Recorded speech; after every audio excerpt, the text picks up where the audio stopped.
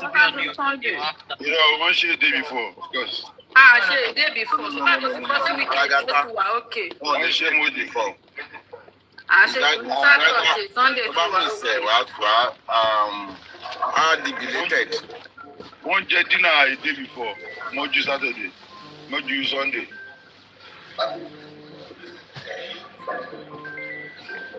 Midnight. Orula Nsheka. And those she lost on the Ferrari. As I should be the Kadu just down petition. When I do the one, no Catholic petition. I just bad one, I got a petition. Ọkọ̀ petition ti ń pe táyà mẹ́ta lónìí. I'm a petition. I'm a be result. I'm a be result after about. Coffee she blood. I shake coffee ready go. Me coffee ready go. I shake the coffee. I shall read the coffee. DJ come was okay. Wọ́n ti jẹ́ kó coffee mi ni jẹ́ kó ní sinmi èmi ni máa fún ẹgbẹ́ lórí platform yìí mo ti mọ ní point yẹn. Papa Yami is here. DJ come send request.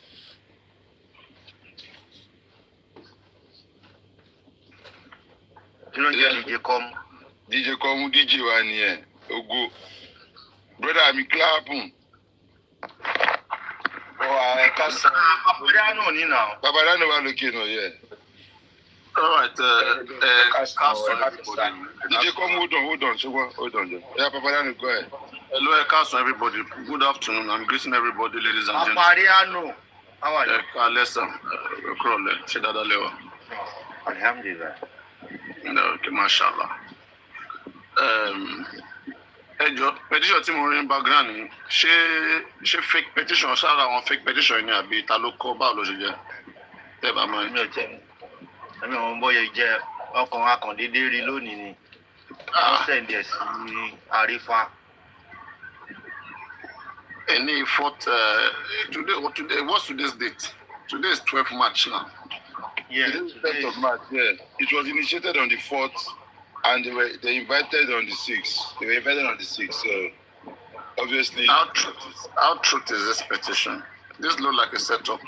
Yes. Shall take the number to one ben. Just to start with. Yeah, give up the number and look. Papariano, olórí ẹbí platform no petition now. Orúkọ tí wà register. O kàn bọ́dà rẹ lórí yẹn. Máa bọ́dà ara wa. Ilé ìlà. Kò ní kan gbèsè bẹ̀ náà, then kò ní kan gbèsè bẹ̀ tó bá jẹ́. A máa kàn fi wọ́n ṣe ẹ̀yẹ́ mà ní.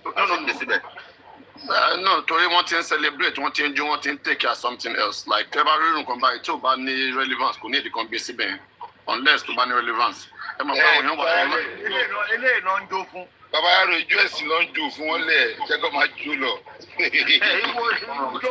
má máa fún wọn ní fake hope yẹn, nǹkan tó fi ń deceive àwọn èèyàn nìyẹn. Mo tẹ̀ fẹ́ ká máa fún wọn ní hope, ká máa fún wọn ní hope ọ̀fẹ́ ní kọ́ máa sunkún, kọ́ máa ké kú. Tí ó bá fún wọn ní hope ọ̀fẹ́ ní joy. Tí ó bá nídìí obìnrin ògì ń jẹ́ kúmọ́lú, ìwọ ṣáà máa wò ṣe ẹyẹ, máa wòran. Jẹ́ kó máa celebrate. Tó bá celebrate ló máa ṣẹlẹ̀ after àwọn máa lulẹ̀ nínú. Have you forgotten? Ẹgbẹ́ ló ti wà behind the counter lásán náà tó kọ́. Papariano, má worry. Sharifa ṣáà ti address ẹ̀. Sharifa ti address ẹ̀. Go to address ẹ̀. Go to address ẹ̀. When you say things like this, not until you are in the shoe, you help the person understand the necessaries. To bá jẹ́ nǹkan tó yẹ pé káwọn èèyàn ti pe connections. Everybody drew. Wàhálà nọ́mbà tó wà ń bẹ̀. Nọ́mbà tó wà bẹ́ẹ̀ nọ́mbà Arifa ni now. Nọ́mbà Arifa ló wà bẹ́ẹ̀. Bọ́n àwọn ṣe máa fi nọ́mbà Arifa síbẹ̀ ṣé bọ́n máa ń ṣe kínní nìyẹn àbí irú òṣèré ta ló kọ́ kínní. Sorry, nọ́mbà Arifa ló wà bẹ́ẹ̀ tó bá wo nọ́mbà yẹn tó wà lókè yẹn nọ́mbà Arifa nígbà mo type sórí fóònù nísìn. Ẹ wo ti sàlẹ̀ náà ó yẹ kán fi nọ́mbà wọn síbẹ̀ ká sáré pè ní ìsìn ká confam. Ẹ wo ti sàlẹ̀ ṣé nọ́mbà mi wà ń sàlẹ̀. Wọ́n dẹ̀ sọ̀rọ̀ ẹ̀ṣẹ̀ tó dá irú ta ló competition yìí ṣé bá máa ń competition lè ní. Papariano, why are you bothering yourself? This is lightweight. This has no weight. This is so useless. Petition, like, I don't know why we are even finding out calling. What are we calling? Petition. No petition. No petition why it coexist now. It's something that doesn't make any sense. I mean, not talking about ourselves. Petition. Tell my basic fake petition. When you put it there, it makes people feel like something is happening. Why does the number Arifa see? Like it makes sense. When man competition, that's not how to. I mean, no. Kita look nonsense, you know. What do you expect from somebody that is daft and all they know is come up people in economy? What do you expect? I mean, in fact, we need to get back. We need to get busy now. Take this thing off. Let's stop talking about this bullshit. Take care of. We need to get busy. It doesn't need here. Attention, take it off and let's stop talking about it. Let's move on. Let's move on to something else. It's useless. So let's move on. Thank you very much. Useless. Exactly, I mean, that's nonsense. Yeah, I think you are right about the Papariano. You are 100% right about that. Yes, and I'm happy that you even came on to talk about that. You see, and one thing I'm even worried about is that for some days now, I don't think we have even heard from Arifa himself. I hope Arifa is maybe he's here himself. And I hope you are listening, bro. If anything should come up, you should let us know as early as possible. You know, because these kind of people, you know, they are cockroaches. When you talk about cockroaches, you know how dirty and how smelly a cockroach can be. So please, my brother Lagata, they have been sending different people to tell and monitor him as well. Even this pork daddy, this bastard, he called Arifa's wife and pretended to be Lagata, and he was asking of Arifa's whereabouts from her. So I received a phone call that my phone has been hacked, and I'm like, my phone care. And they asked me when did I speak to Arifa's wife. I said, it's been a while though.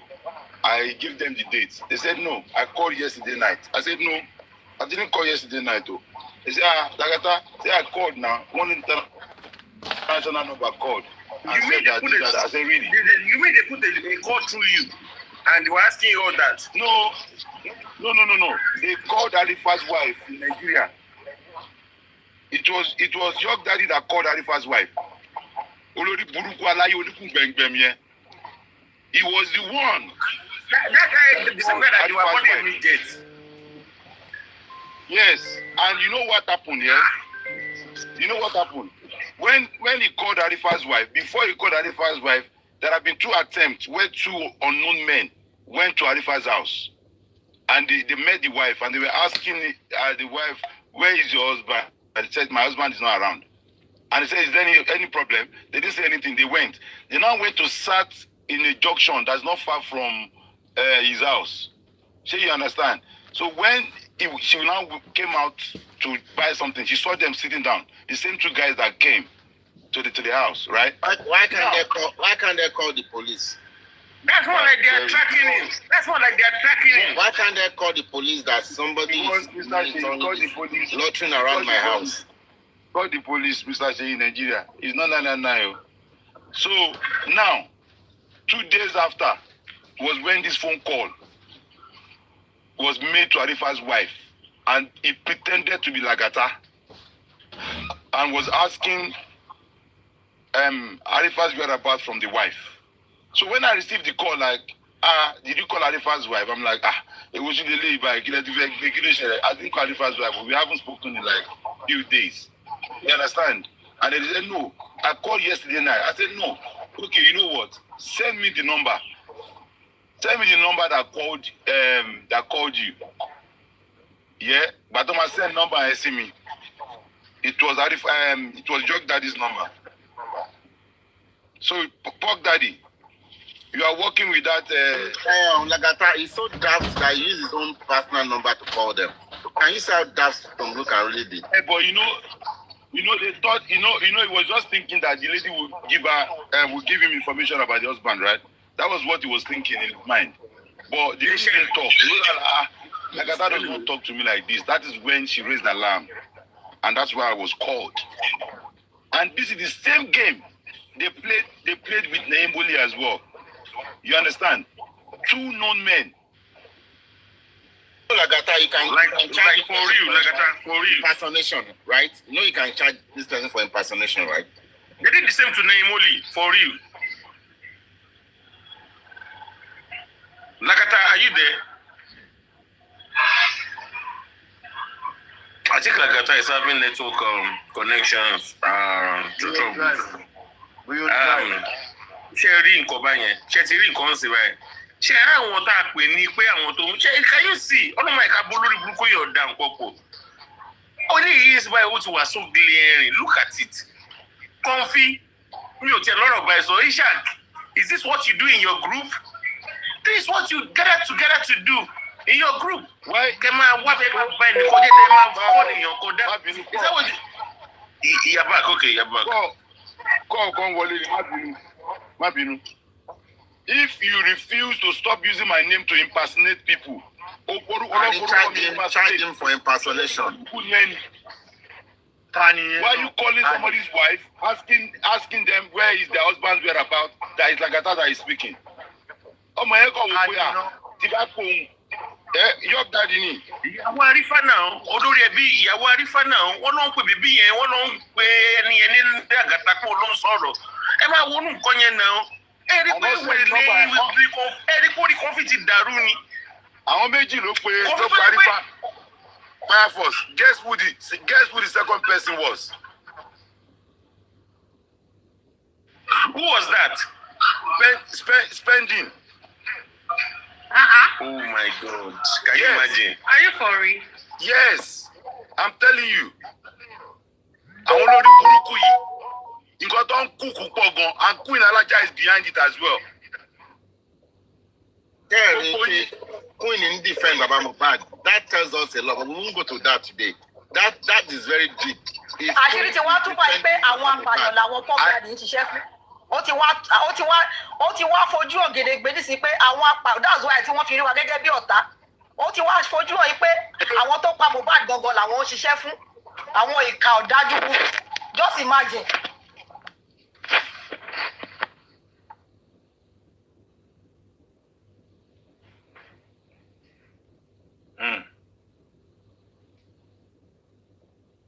The riddle, this Mohbad's death is a very big riddle.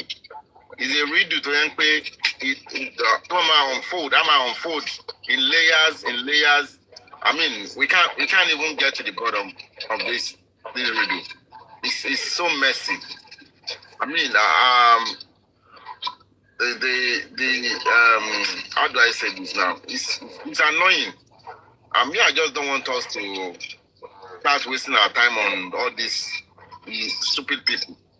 I mean, all these things that they are doing, that they are fighting dirty, it shows how their level of intelligence.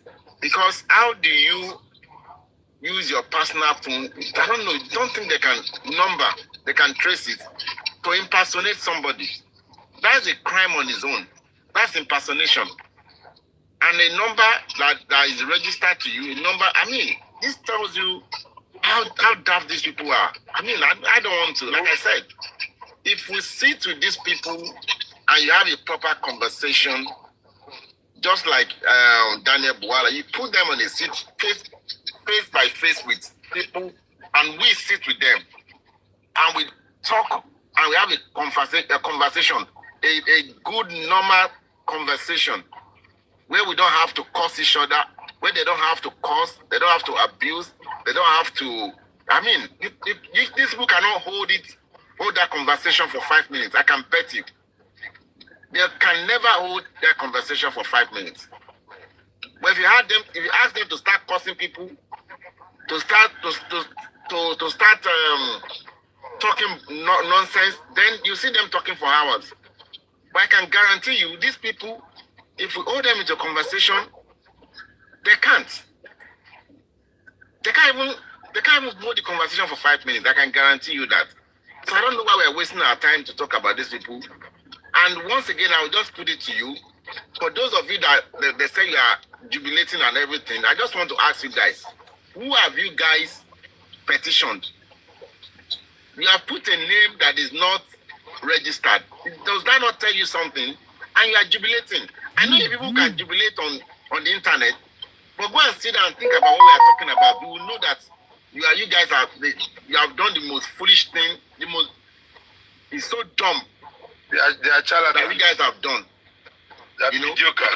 And you have shown the whole world and everybody how the standard, the level of your intelligence and reasoning. I will not say more than that. Thank you, Arifa Lagata.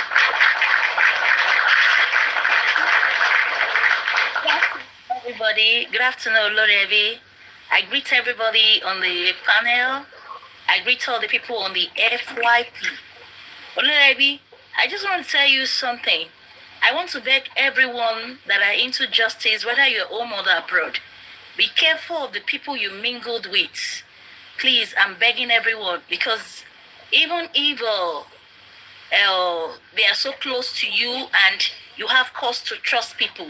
Don't drop your phone numbers. Don't allow them to know where you stay.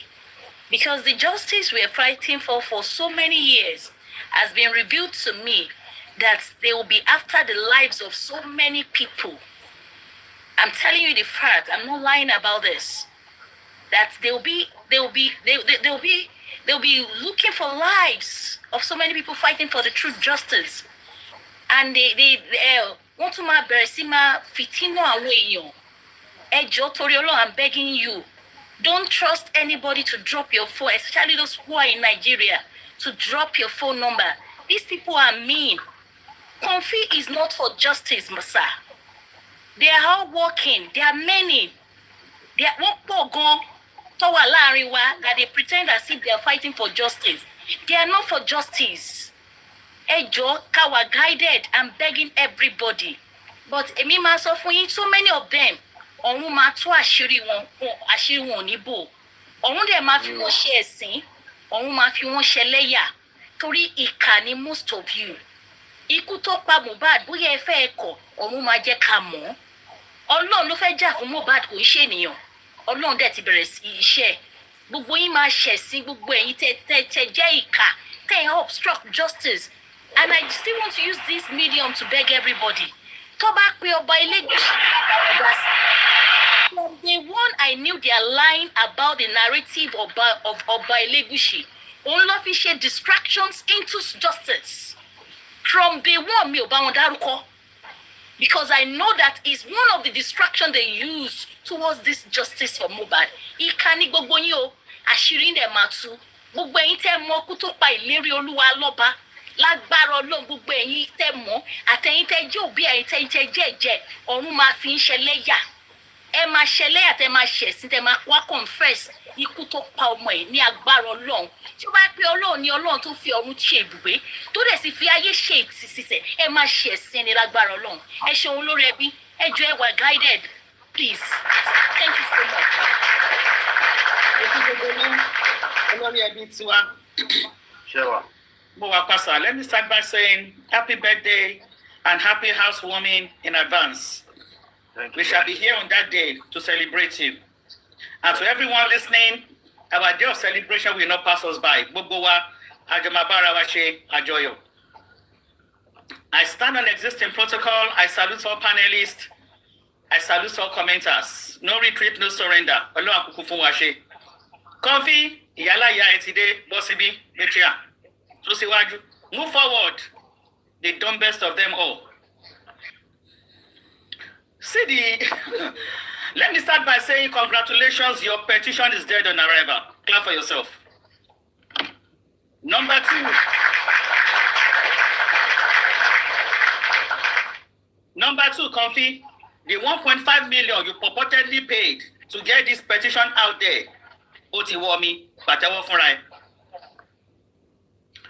Má gbàgbé wípé ìjọ tó wá raise owó yẹn, ẹ bá mi spam ẹ. Ló fi ṣe rhyme tó fi parí show.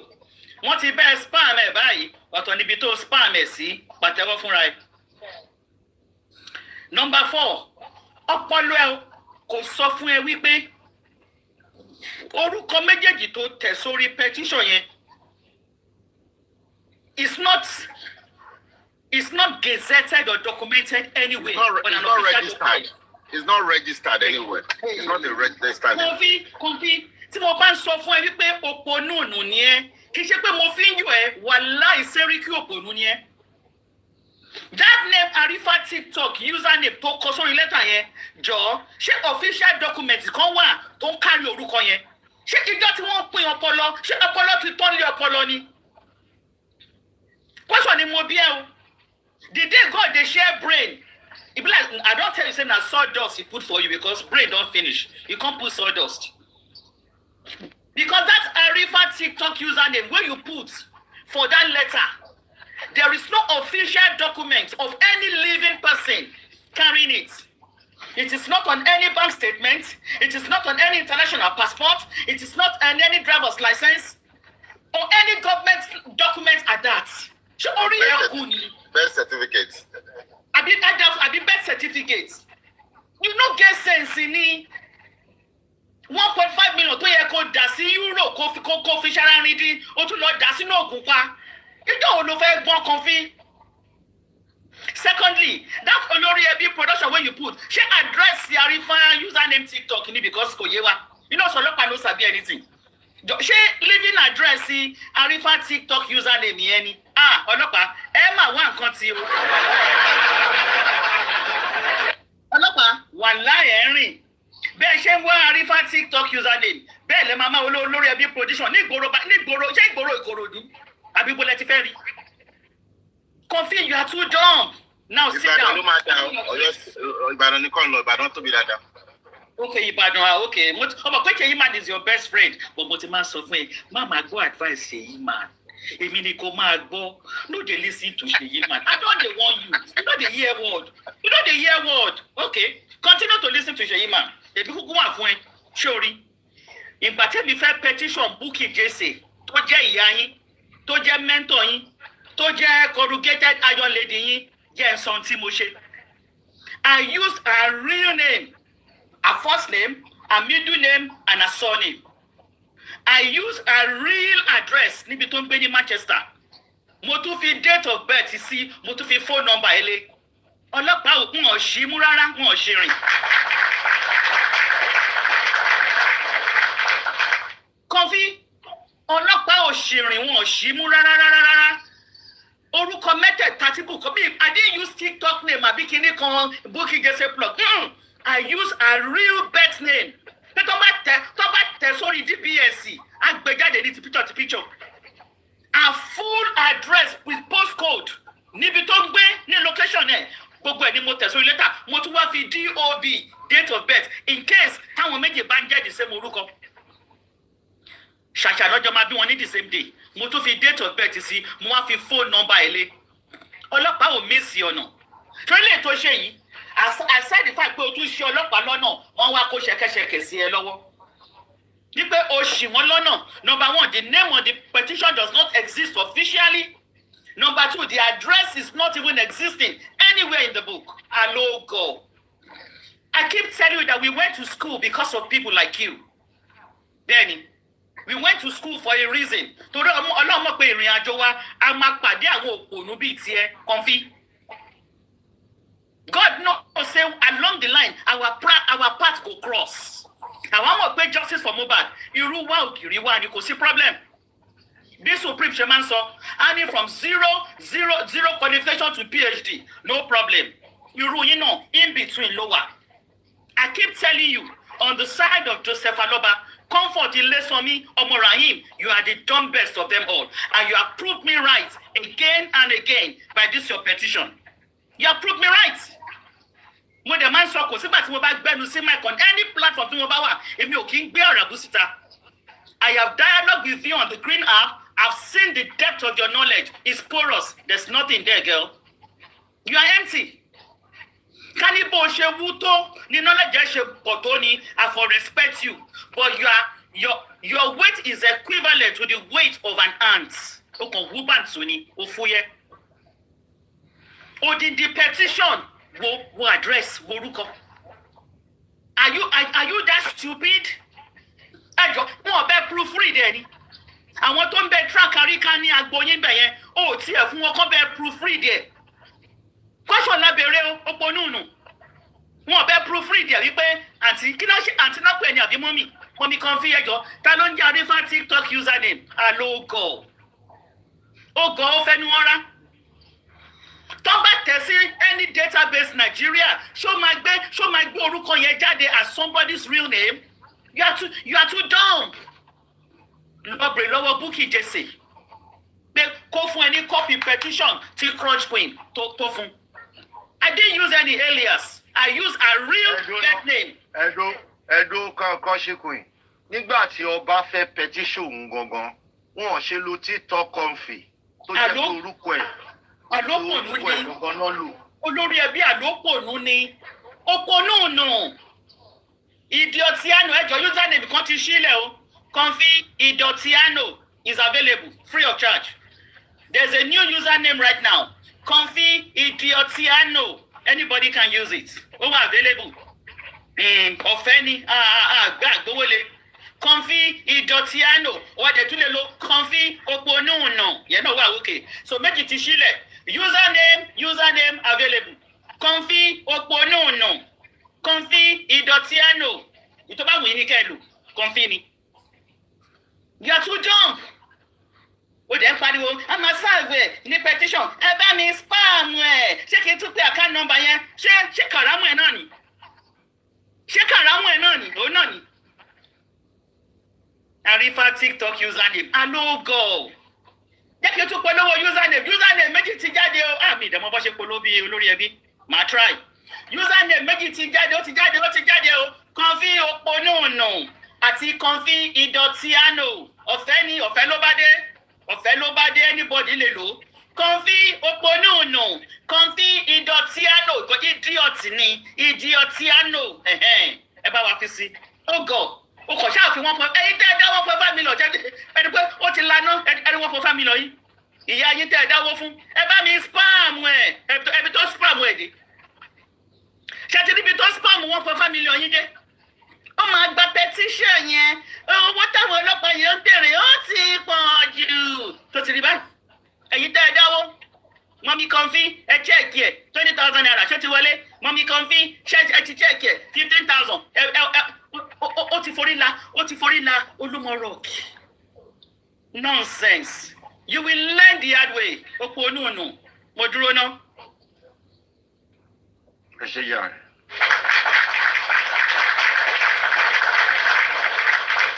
Wẹ́lẹ̀ tó dúdú mi, àṣẹ gbogbo ẹ̀kọ́ títí ṣàìtún kọ olórí burúkú ọ̀dẹ́kùn oníkókò gbogbo ẹ̀kọ́ tó tún kọ náà lélẹ̀ gbogbo farapapa yẹn náà wọ́n máa petition máa ṣe so gbogbo yẹn náà lélẹ̀ àṣẹ olórí burúkú nìyẹn náà àṣẹ kò sọpọlọ kankan lórí kí ló lòun jẹ́ lárí kókò àwọn ọlọ́pọlọ lílọ́.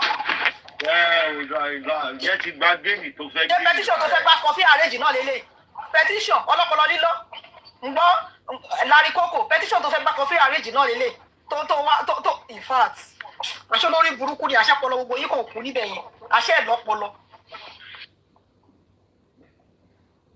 Sista Debbie pajápajá ti mú ọlọ́pọlọ. Imagine now àti lárí kókò yẹn tó lé fìrì kọ̀kọ̀ òun máa help Comfy láti competition òun máa help ẹ̀ kó gather information ó ṣe kíní kan so gbogbo help tó fẹ́ help ẹ̀ náà lélẹ̀ gbogbo petition tó fẹ́ bá kọ náà lélẹ̀. Mother shall never end.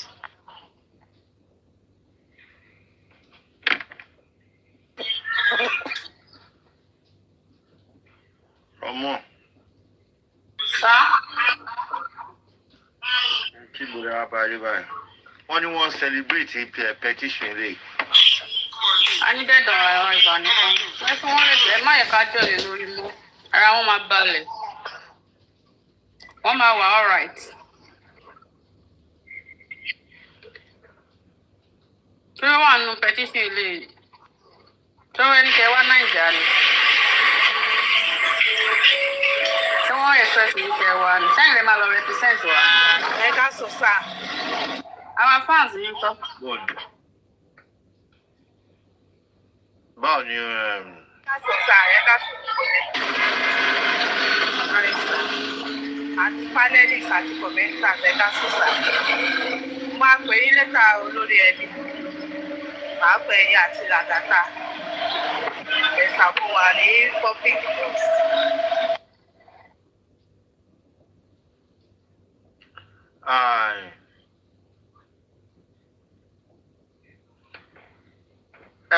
Fábóni kí ló tó fún wa lọ update lórí page ẹ.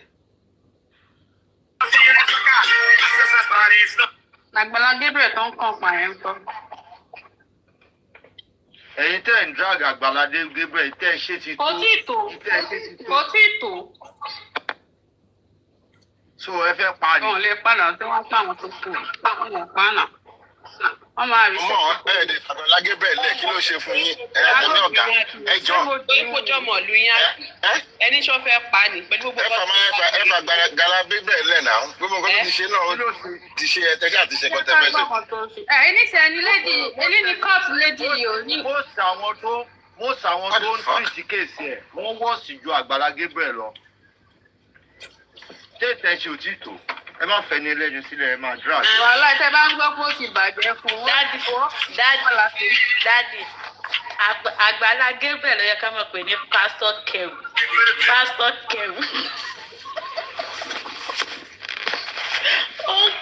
Ó kàn ń kẹrù wọn lọ ní ó fún wọn lóyún lọ ní. Ìbú fún wọn lórí ìjó pààyàn yìí. Ó tún fún wọn lórí single mother gan ti sórí fún. Ọkọ single mother sórí fún. Àìmọye àwọn èèyàn tó ń rin èèyàn mọ́lẹ̀. Àgbàlá tẹ̀ ẹnu ayé Ọlọ́run. Ó fi pásítọ̀ yẹn fún àwọn èèyàn lómi ọbẹ̀ lọ́wọ́ bọ́dá láti. Ó fi gbé wọn láńdíkàpù bí wèrè. Wọ́n dẹ̀ ṣe DNA ó dẹ̀ confirm pé òun ló ní. Kò jiyàn pé nǹkan ló lọ ọmọ yẹn. Tẹ bá rọmọ yẹn bẹ́ẹ̀ máa rò pé ó pọ̀ sí rẹ̀ ni. Ọlọ́run bọ́dá láti twins méjì màá ní ẹ̀ tí ra ọmọ yẹn. Twins máa ní wọn ọkùnrin méjì kí ọ̀kan gbà jọ. Ọmọ ìgò explain tire. Ìyá àbẹ̀jì ló sọ. You go explain tire. Mọ́mí twins ló gbé jáde. Kí ṣe pé fámìlì àwọn ọmọ ọ̀fẹ́ wà lára àwọn tó lùgbàdì Àgbàlá Gabriel báyìí. Ó take a persona. No, Mr. Debbie, between me and you, ṣé kò tí mà ẹ̀ ṣe dà kó dà náà? Ó fi pásítọ̀ sí ọ̀rọ̀ lápá. Mo sẹ́ni tó sọ pé dà bẹ́ẹ̀ dẹ̀ ti bá wíwẹ̀ sí gbogbo ẹ̀ kí ló fẹ́ pé fẹ́ parí. Ẹ ti rí ṣò tí Alájẹ ṣe fún ẹ. Ṣé ti rí ṣò tí Alájẹ ṣe fún mi? Tẹ́bí pàdé ẹ̀mí Alájẹ. Nọ́mọ̀ kò sẹ́ni tó sọ pé nǹkan tó ṣe dáa. Ṣé ìyá Alájẹ náà tó expose ẹ? Ok, ẹ yẹ kí n ṣe ẹ̀kún yín. Báyá ká pè é. Bọ́ mo ṣe ẹ̀kún yín mi mọ̀ kan tó dé tí bọ̀dà láti ò kílìkì lò. Ó yà nà. Ẹni tó bá sọ pé nǹkan t'Àgbàlá ṣe dáa onítọ̀ náà nìkan náà. No, ẹ yẹ kó gbọ́nù sí àwọn tí analyze show yìí náà. Ẹ máa analyze ẹ máa jókòó síbẹ̀. Dead on arrival. Kò dead kankan on arrival. Àáyá ilẹ̀ tẹ́ bá ti analyze show yẹ ẹ̀rí show ṣe mọ́ bí báyìí. Bọ́dà láti ó yẹ ṣáná sí. Bọ́dà láti ẹ ti ń wà báyà sí nítorí Àgbàlá Gabriel ti jọ ọmọ ọmọdé ayẹ́kẹ́ àbí. Ẹ má sọ bẹ́ẹ̀, it's not like that. Ẹ má sọ bẹ́ẹ̀. Ó ti agbọ́dọ̀ ganu sí i ní àmọ́ bó ṣe ń lọ. Ọmọ àti bawí ń jọ yẹn àti bawí àrẹ ti mẹ́nu kúrò bẹ́ẹ̀. Àti bawí àti mẹ́nu kúrò bẹ́ẹ̀. Ẹ jẹ́ ká kàn pa ẹ jẹ́ ká kàn. Pẹ̀lẹ́ ó sẹ́ mu. Ṣé rí nǹkan tó kàn dùn mí lọ́rọ̀ Àgbàlá ni pé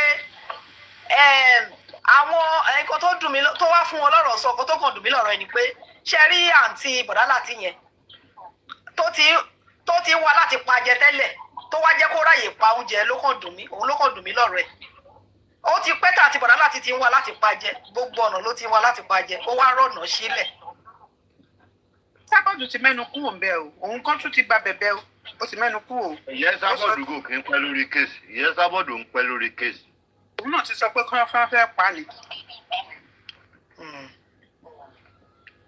Wọ́n ní kó mú tọwọ́ ẹ̀ lọ́wọ́ ti mú lọ́wọ́ àti káàsì ẹ̀. Anybody lọ sọ́dọ̀ ẹ̀ mọ́ sí kí ló tún wá kú ẹ̀ dẹ̀ fúnlẹ̀. Ìwọ́n tá a fẹ́ at least àṣírí ẹ̀ ti tú nísìnyí ẹ ti mọ̀ pé gbájú ẹ̀ ni ẹ ti mọ̀ pé kò rí. So bóyá fún àṣírí ẹ̀ ti tú. Ọlọ́run ti tú àṣírí ẹ̀ wọ́n ti mọ̀ pé kò rí. So gbogbo báwa ṣe fojú wo tẹ́lẹ̀ àti rí pé kò rí bẹ́ẹ̀. So.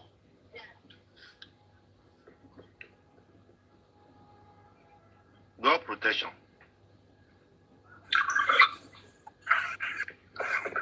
Mo ti ṣe ẹ̀ fún yín bọ̀dá Láti. God protection ti gòkè ó tó bá mọ̀. Network here good balance. Ó lè jẹ́ pé TikTok ló gbé gòkè. God protection. Eka sọ fún mi sí. Yeah, God protection eka sọ. Can be watching. Ṣebí ya tún ìsìn yẹn lélẹ̀. When ṣé ọ̀rọ̀ tọ́ sẹ́nu eléyìí ni àbó lórí burúkú lórí? Níbo la tún já sí ń sìn? Kí lè tún ṣe? Òun náà bá yẹ ọkùnrin jẹ́ ni bàbá àwọn ọmọ ẹ̀dá. Bọ́dà Lati, ṣé òun ló bá yẹ bàbá àwọn ọmọ ẹ̀ jẹ́ ni? No, kò bá yẹ bàbá ọmọ ẹ̀ jẹ́ ni. Ìyàn tó kọ́ ọmọ sí lọ́wọ́ táwọn ọmọ fi di bẹ́ẹ̀ yẹn lẹ sọ pé òun ló bá yẹ bàbá àwọn ọmọ ẹ̀ jẹ́. Táwọn ọmọ fi dàgbàlagbà ọmọ. Ló wá ní káwọn lòun gbọ́n ṣe good example ló wá ní káwọn ọmọ má rí bàbá ẹ̀ torí pé ó ti kọ́ sí lọ́wọ́. Àbó nǹkan. Torí là sọ pé àbí tẹ bá fẹ́ wọnú sí ọ̀rọ̀ ìfẹ́nu sọ. Yá ẹ ká sọ. God protection, how are you? Fine, sir. First of all, yes, you kọ́kọ́ kí yín náà congratulations on your new. Thank you. Èmi ní ló máa lò láti sọ̀rọ̀.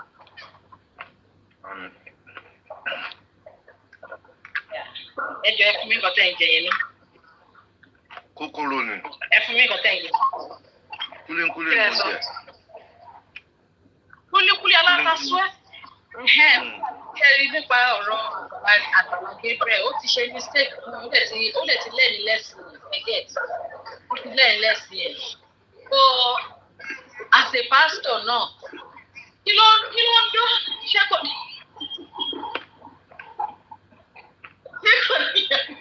Ṣé kò níyàwó ńlé ni? Àbí ẹ̀mí wíwọ́ ló ní kó na ẹsẹ̀ mẹ́ta lọ́ta? Torí kò tẹ̀ yé mi ń tèmi. Ó wá lọ release orin tó bá fẹ́ kí n jábọ̀ kò ní gbé mi débí. Pàṣọ kó má sọ̀rọ̀ rárá kẹ́ máa blog ẹ̀ fóun náà má sọ̀rọ̀. Aláràkà.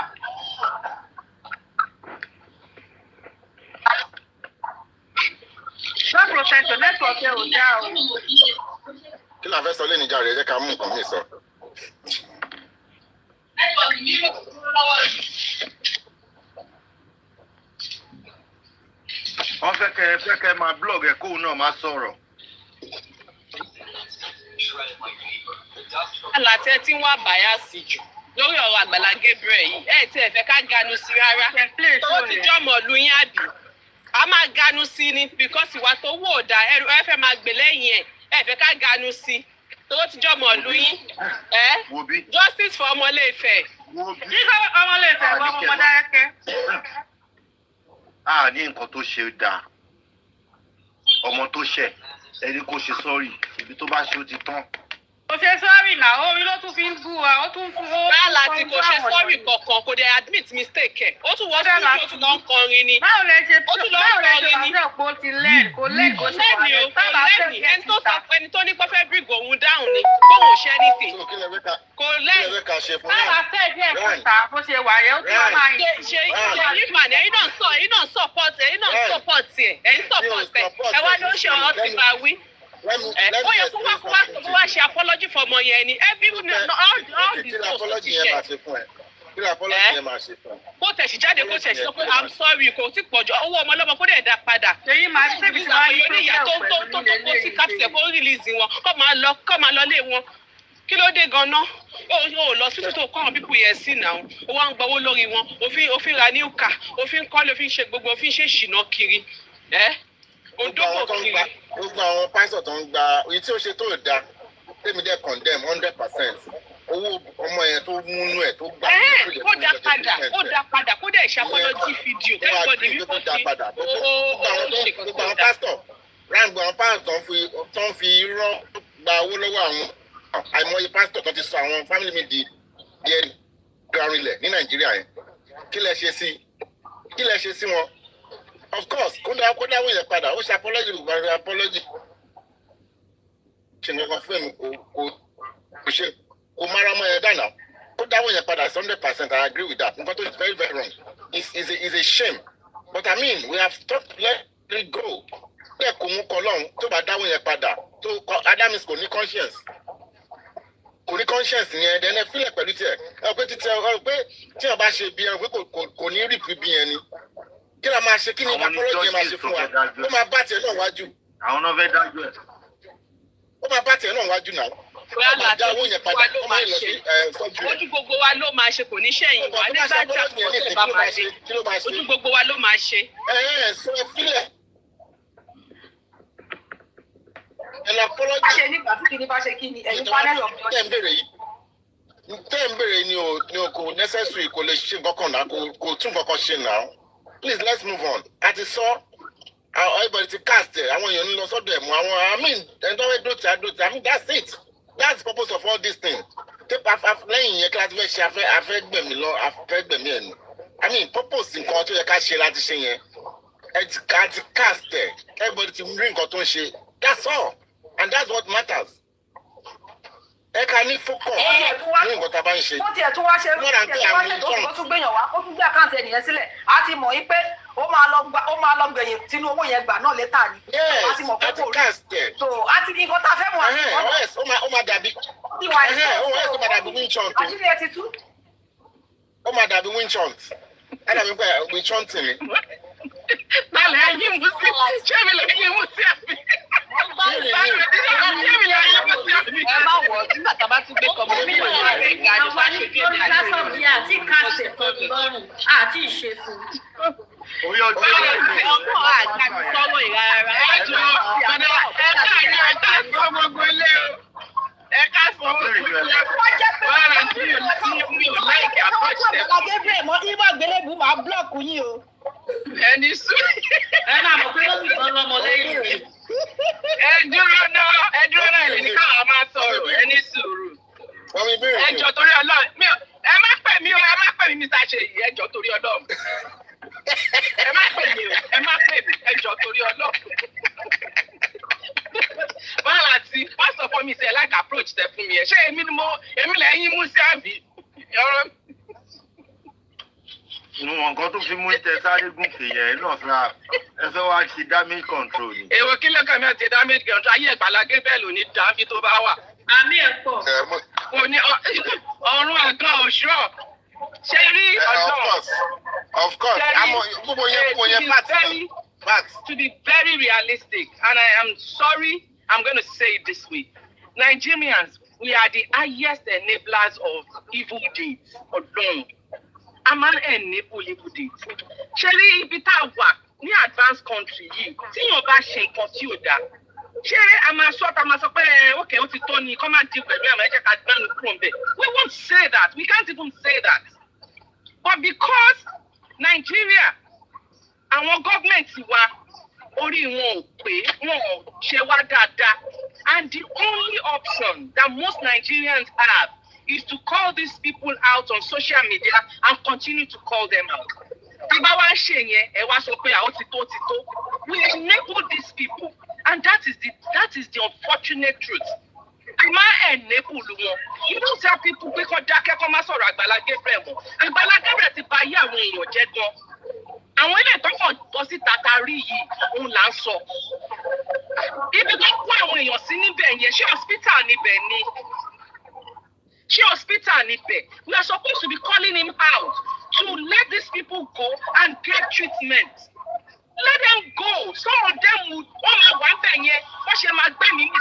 nobody would know. And we are saying that they want to we need to learn to call people out. This is the only avenue to most Nigerians in need because our government will not help us. So táwọn èèyàn bá wá ń bọ́ síta tó ń sọ̀rọ̀ ẹ má máa shut wọn up pé bóyá ẹ má jẹ́ kán sọ̀rọ̀ mọ́. This man has done so much evil. Adé máa enable wọn, a máa enable wọn. Ẹ̀sìn wá dìgbà tó bá kú báyìí kẹ́ tó fi lẹ́wọ̀n. Tó bá fẹ́ kú kó máa lọ nà án. Àwọn èèyàn tó ti bá tiẹ̀ jẹ́ ń kọ́. Àwọn èèyàn tó ti bá tiẹ̀ jẹ́ ń kọ́. Ṣé ní sọ̀rọ̀ tán mà? Ṣé ní sọ̀rọ̀ tó wà? Ṣé ní àwọn èèyàn kan ṣé ní percentage àwọn tó ń tún ayé wọn ṣe, you can't compare it to the percentage of àwọn tó ń bá tiwọn jẹ́. Ẹ má jẹ́ ká máa fi sentiment sí nǹkan. It's just unfortunate that Nigeria is like that. On a normal day, Agbala Gabriel should be in prison. It should be in prison. They charge àwọn ọlọ́pàá kan lọ gbé instead of táwọn èèyàn. Because ìgbà tó bá ní ṣe kankan ni now, ọlọ́pàá ò ṣe anything. So ìyẹn ti mí kò no case nìyẹn náà, kò ní case. It's just unfortunate. It's unfortunate. Let me just say yeah, jọ torí ọlọ́ ẹ̀ ṣàárọ̀ mo ní kẹ́ máa kí mi. Give me 1 minute, ẹ má bínú sí mi. Sherry, you have nailed it on the head. And you have said the fact. And unfortunately, it is what it is. Òun náà ló gbé adé gbogbo tá a wà yìí tí gbogbo wọn fi wá di sọ̀rọ̀sọ̀rọ̀ lórí internet. Gbogbo ọ̀rọ̀ gbogbo kò kí ń tán lórí alábàáhùn òun lọ̀rọ̀ gọ́ọ̀mẹ̀ntì Nàìjíríà. And we have said the truth. What we are supposed to do. Okay. Ṣèyí máa hold on ẹjọ́ 1 minute. Mommy Birini, thank you so much. You actually took this thing out of my mouth because I was about calling to work with online. Sherry, Awalama Twiluwashi. One way or the other, the means Tabalishi, Vitabawa. Social media has helped us and we need to use it positively. The fact that this man who are cast kò ń ṣe wípé nǹkan méjì ju wípé Ọlọ́run fẹ́ là wá lójú fẹ́ là wá lóye ni o. Nǹkan ti bàjẹ́ kọjá bẹ́ẹ̀ ṣe rò. I once lived in Ibadan, to travel, and a lot of people àmọ́ bó ṣe ń lọ pẹ̀lú ẹ̀. Tí gbọ́n kankan. It's just 1 out of 1,000. Ní nǹkan tẹ̀ ṣe gbọ́n sẹ́yìn. He has done a whole lot. Sherry, the Banikama Sorompai, other platforms, they are talking about it. And that's the only way actually put a out to the government and to the people in power that we don't want this thing. This man has groomed so many beasts. So should we wait? Hey, in the nearest years, in the nearest future, in few years, I won't go on today. How do we cope with this? Tabania, ṣe pani, ṣe àgbàlá fẹ́, ṣe òun ò fẹ́ kú ni, ló ń ro ikú sí àwọn èèyàn because tó bá bí health bá ní issue tó bá wá sọ́dọ̀ ẹ̀, tó bá 10 million, tó bá 6 million, bí àbúkọ 5 million. Kí ló dé tí ò fi ní kú? Ṣé ikú gan-an, ṣé kò yá ju ẹ̀sìn tó ń ṣe yìí lọ? Anybody that is shame religion kankan, ojú ara ẹ̀ ló ń shame. I won't be part of a pity party with chauffeur Kuni. This man has done so much damage. The fact that KG was bold enough to come out does not mean that so many people can do. And I tell you, Omulu paved the way for so many things, Tamolini. Till KG had need this bold to tell KG bold to the sorrow. With the way he handles things, if you see him, is this manipulated person with ego. But the mama push and win. I'm a fear on Tautsi or from a threaten. So many people they've gone to that village and they have so many information on ground. So the money can no problem. But they help our bosses that are complaining about our place, our country. Point of correction. Hold on. For people tí nǹkan tá à ń sọ̀rọ̀ lé lórí kò lè ṣẹlẹ̀ ní ìlú tá a wà. Nǹkan máa sọ̀rọ̀ nípa ẹ̀ máa rò. Báwo ni àwọn èèyàn ṣe fẹ́ accept pé gbogbo àwọn tó sọ mú ní nǹkan tó sọ ti tó. Kẹ́lórí mọ́ bá bọ́ta. Ẹ má jẹ́ ká kọ́ńdónù tí ò ṣe. Bọ̀bọ̀ ì ti ba ayé jẹ́. Ẹ wo ọmọ tó bímọ fún. Girl tó bímọ fún yẹn, a lot of people ló mọ girl yẹn. And she's coming out soon. A lot of people ló mọ girl yẹn. Bẹ́ẹ̀ yẹn rárẹ̀ yẹn. Orí púpọ̀ ní òbí, ó lè sọ wọn trusting girl yẹn wípé kò sí nǹkan tó máa ṣe. Ó sọ wọn sọ fún grandma ẹ̀ pé oúnjẹ yín máa tún. Look at that trait. This man has done a lot of damage and he has no conscience. The one so wrong by awareness and put out there. But does he understand what he has done is bad? No, he's got no conscience. So when people call him out, we don't hate him. We hate the act and we hate what he has done. Thank you. Okay, I should go, madam. Madam, this is what I was trying to do before. Anyway, I'm sure Madam Birin is listening and this call. Sherry, one thing I want us to get is that we have not said, we have condemned his act. and everything that he has done. But the fact remains that he did some things for some people that was done right. Now, the very important thing, the purpose of what, see, we cannot miss the purpose of the reason for starting a movement. The purpose is to expose him so that there won't be more victim for him. And so that people will not enable him by helping him, by giving him money. So that other people will also be aware. And also so that the government in power can be aware of his atrocity. Unfortunately, Madam Billy knew, it is so the truth, and that is the truth, and we cannot. Mohbad. How many years have Mohbad? What happened? Because the government did not do what they are supposed to do. So if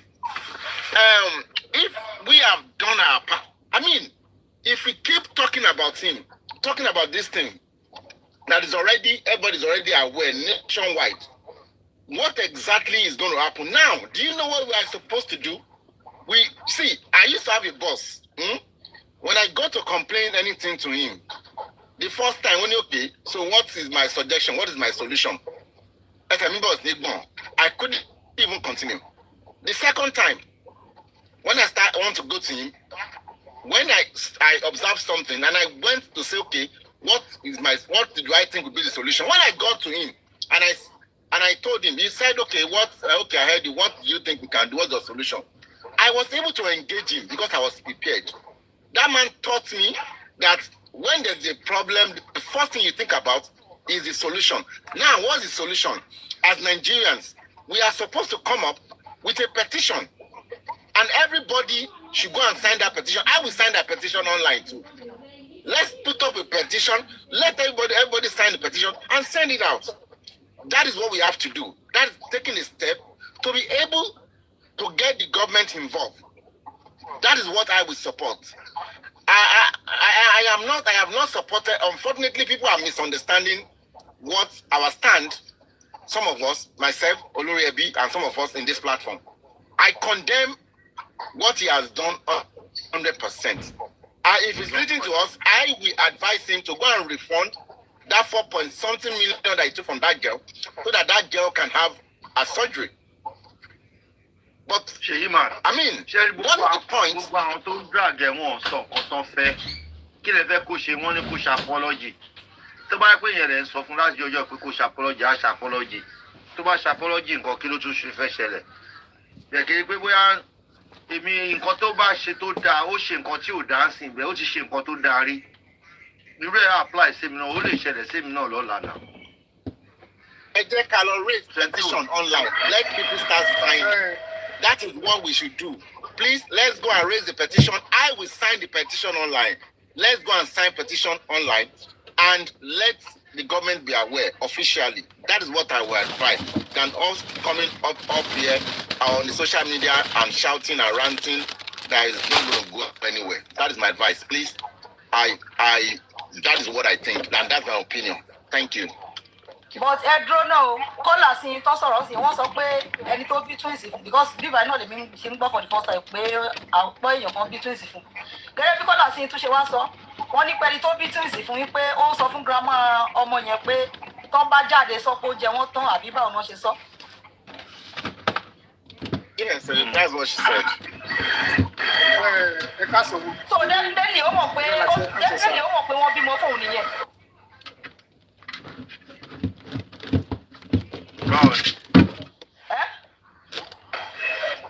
Ọkùnrin ṣe yín máa fẹ́ ká sọ.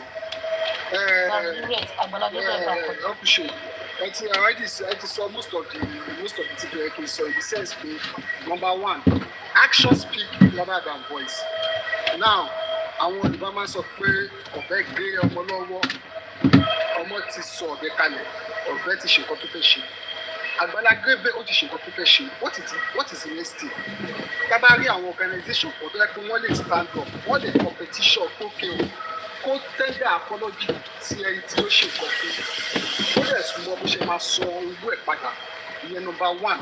Number two, ní pépé ó bímọ fẹ́yàn kan kò bímọ fẹ́yàn kan. One, kò lọ fi tipátipá bá ọmọ yẹn sùn. ẹni tó bímọ fún kò ń ṣe underage ó ti dàgbà ó ní nǹkan tó jọ sọ bíbẹ̀ kí ó tó lè bá sùn òun ló mọ̀ nǹkan tó sọ ọmọbìnrin tó bá sùn òun ló mọ̀ nǹkan tó tẹ́ ìbú ẹ̀ kalẹ̀ so ó bímọ fún 100 woman yẹn kò ń ṣe òun ló máa kọ́ bímọ fún obìnrin tó pọ̀ àbí kò ń ṣe obìnrin tó pọ̀ ló máa kọ́ fún Àgbàlá Gabriel is not the first person so nǹkan tó ṣe àti bá wí nǹkan tó ṣe kò sẹ́ni tó support ẹ̀ pé nǹkan tó ṣe ó dáa nǹkan tó ṣe ò dáa a lè àgbẹ̀sì nínú nǹkan báyìí ní society wa. Ẹjọ́ má bínú Mr. Lati ẹjọ́ that is not please can you caution this guy that is Olajuwon Babalola can you caution him that we don't encourage all this look at all his comments I've just been ignoring him but he keep on putting things and abusing people we don't do that here. So Àgbàlá Gabriel nǹkan tó ṣe fún àìkúsẹ́ tó justify ẹ̀ so tábàrà àwọn tó lè dìde fún competition against him kó sọ ohun tó yẹ kó sọ kó lè tender apology ó ti parí rather than pé wọ́n máa drag ẹ̀ lẹ́yìn wọ́n drag ẹ̀ lọ́la nìkan bímọ fún ẹnìkan bímọ fún I mean òun ṣòun ní alákọ̀ọ́kọ́ náà ṣùgbọ́n obìnrin náà wò bá bímọ fún un ló fún ẹ̀ àwọn tó ń tẹ̀gì kalẹ̀ fún àwọn náà jọ mọ̀ kò lọ fi first kò lọ fi bá wọn sùn wọn. Ìyẹn ò ṣe crime náà ó ń ṣe criminal náà ó ń ṣe crime nǹkan tó yẹ kó ṣẹlẹ̀ ni pé kó mọ bó ṣe máa san owó yẹn kó lè kó tender apology fún public ó ti parí but kò sẹ́ni tó lè dé competition against him. My brother to me apology yẹn will not do anything. Number one I hope he's listening to us. Number one please go and refund that lady's 4.something million so that lady can go and do her surgery. Because if anything happens to that lady, it's going to be on you. Àgbàlá Gabriel, I hope if anybody can share this program, this our show with him, the first thing you should do, go and refund that lady's money. It's very crucial. It's very, very important. So that she can go and do whatever she needs to do. If anything happens to her, it's going to be on you. And a lot of people they're going to come for you more.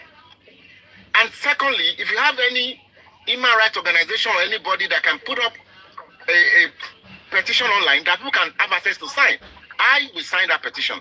Let's sign this petition. Let's make the government to be officially aware. Of course, they are listening to us, but let's make it official. It's not about the apology. Apology cannot do anything, and that's what I keep saying. What is the purpose of us coming online to talk about this? We are missing the purpose. The purpose number one is to expose this person so that he doesn't have any other victim. Now we have been able to do that. Then secondly, of course, so that he doesn't have funding to be able to fund his lifestyle or whatever it is. And what other thing do we do?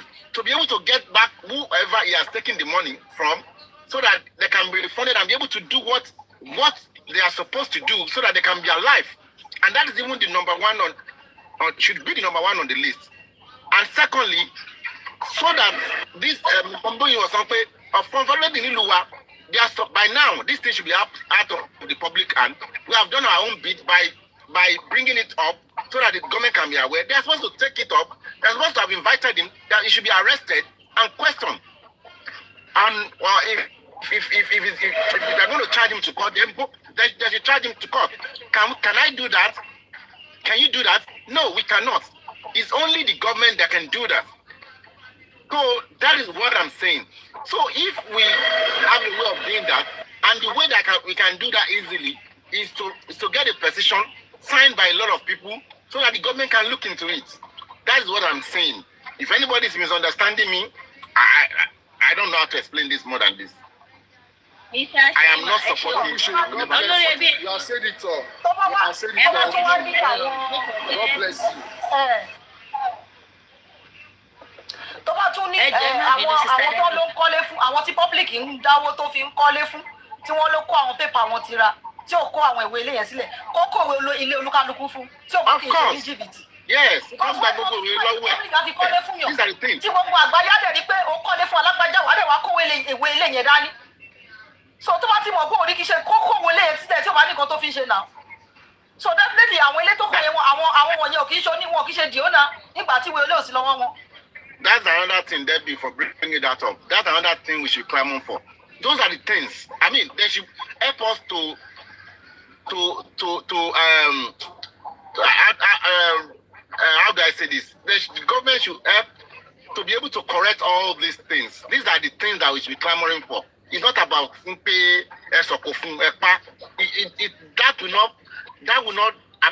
that will not serve the purpose of why we are actually agitating. That is exactly what I'm saying.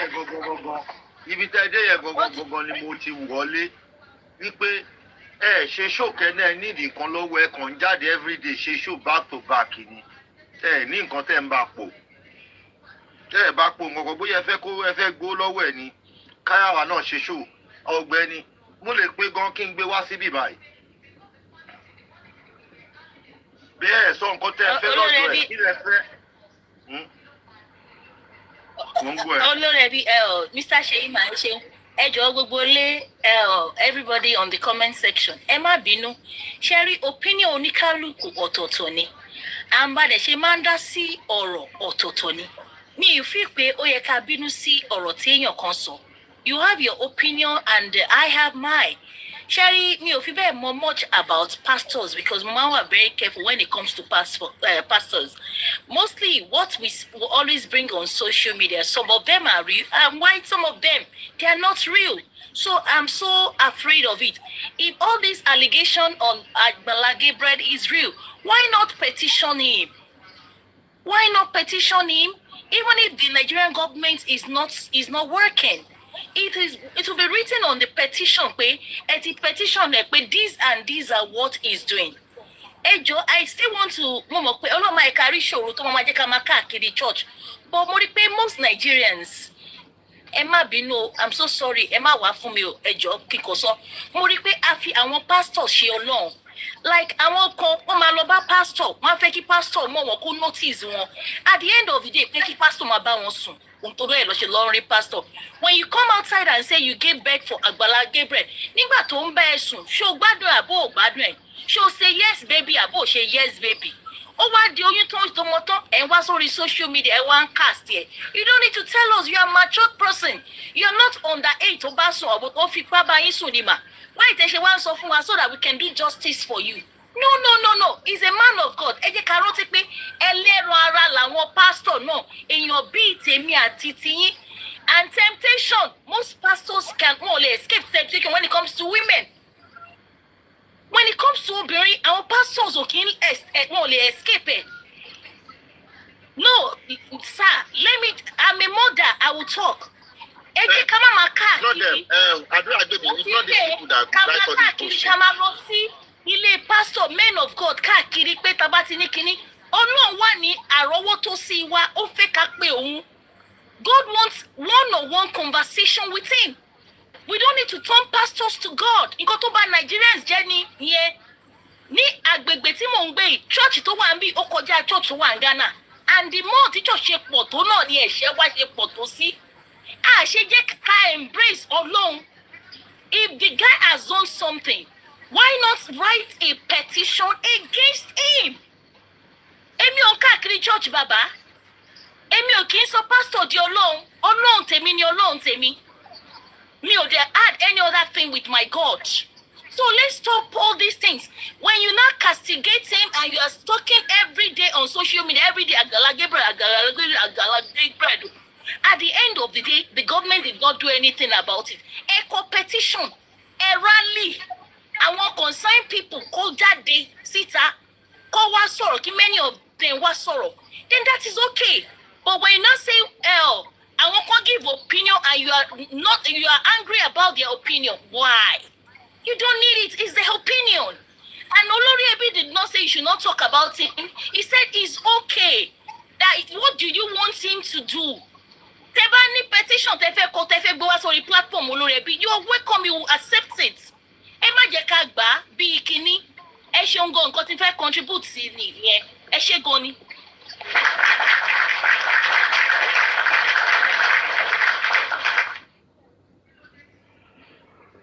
God possession ṣe fẹ́ sọ̀rọ̀.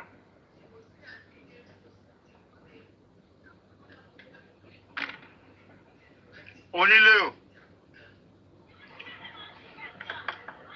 Èmi ò ní pé nǹkan tá gbàlá gbé bọ̀. Mo ti kí ilé kan lọ́mọ ẹ̀ kí n tún padà. Ṣáà kí ní ṣá.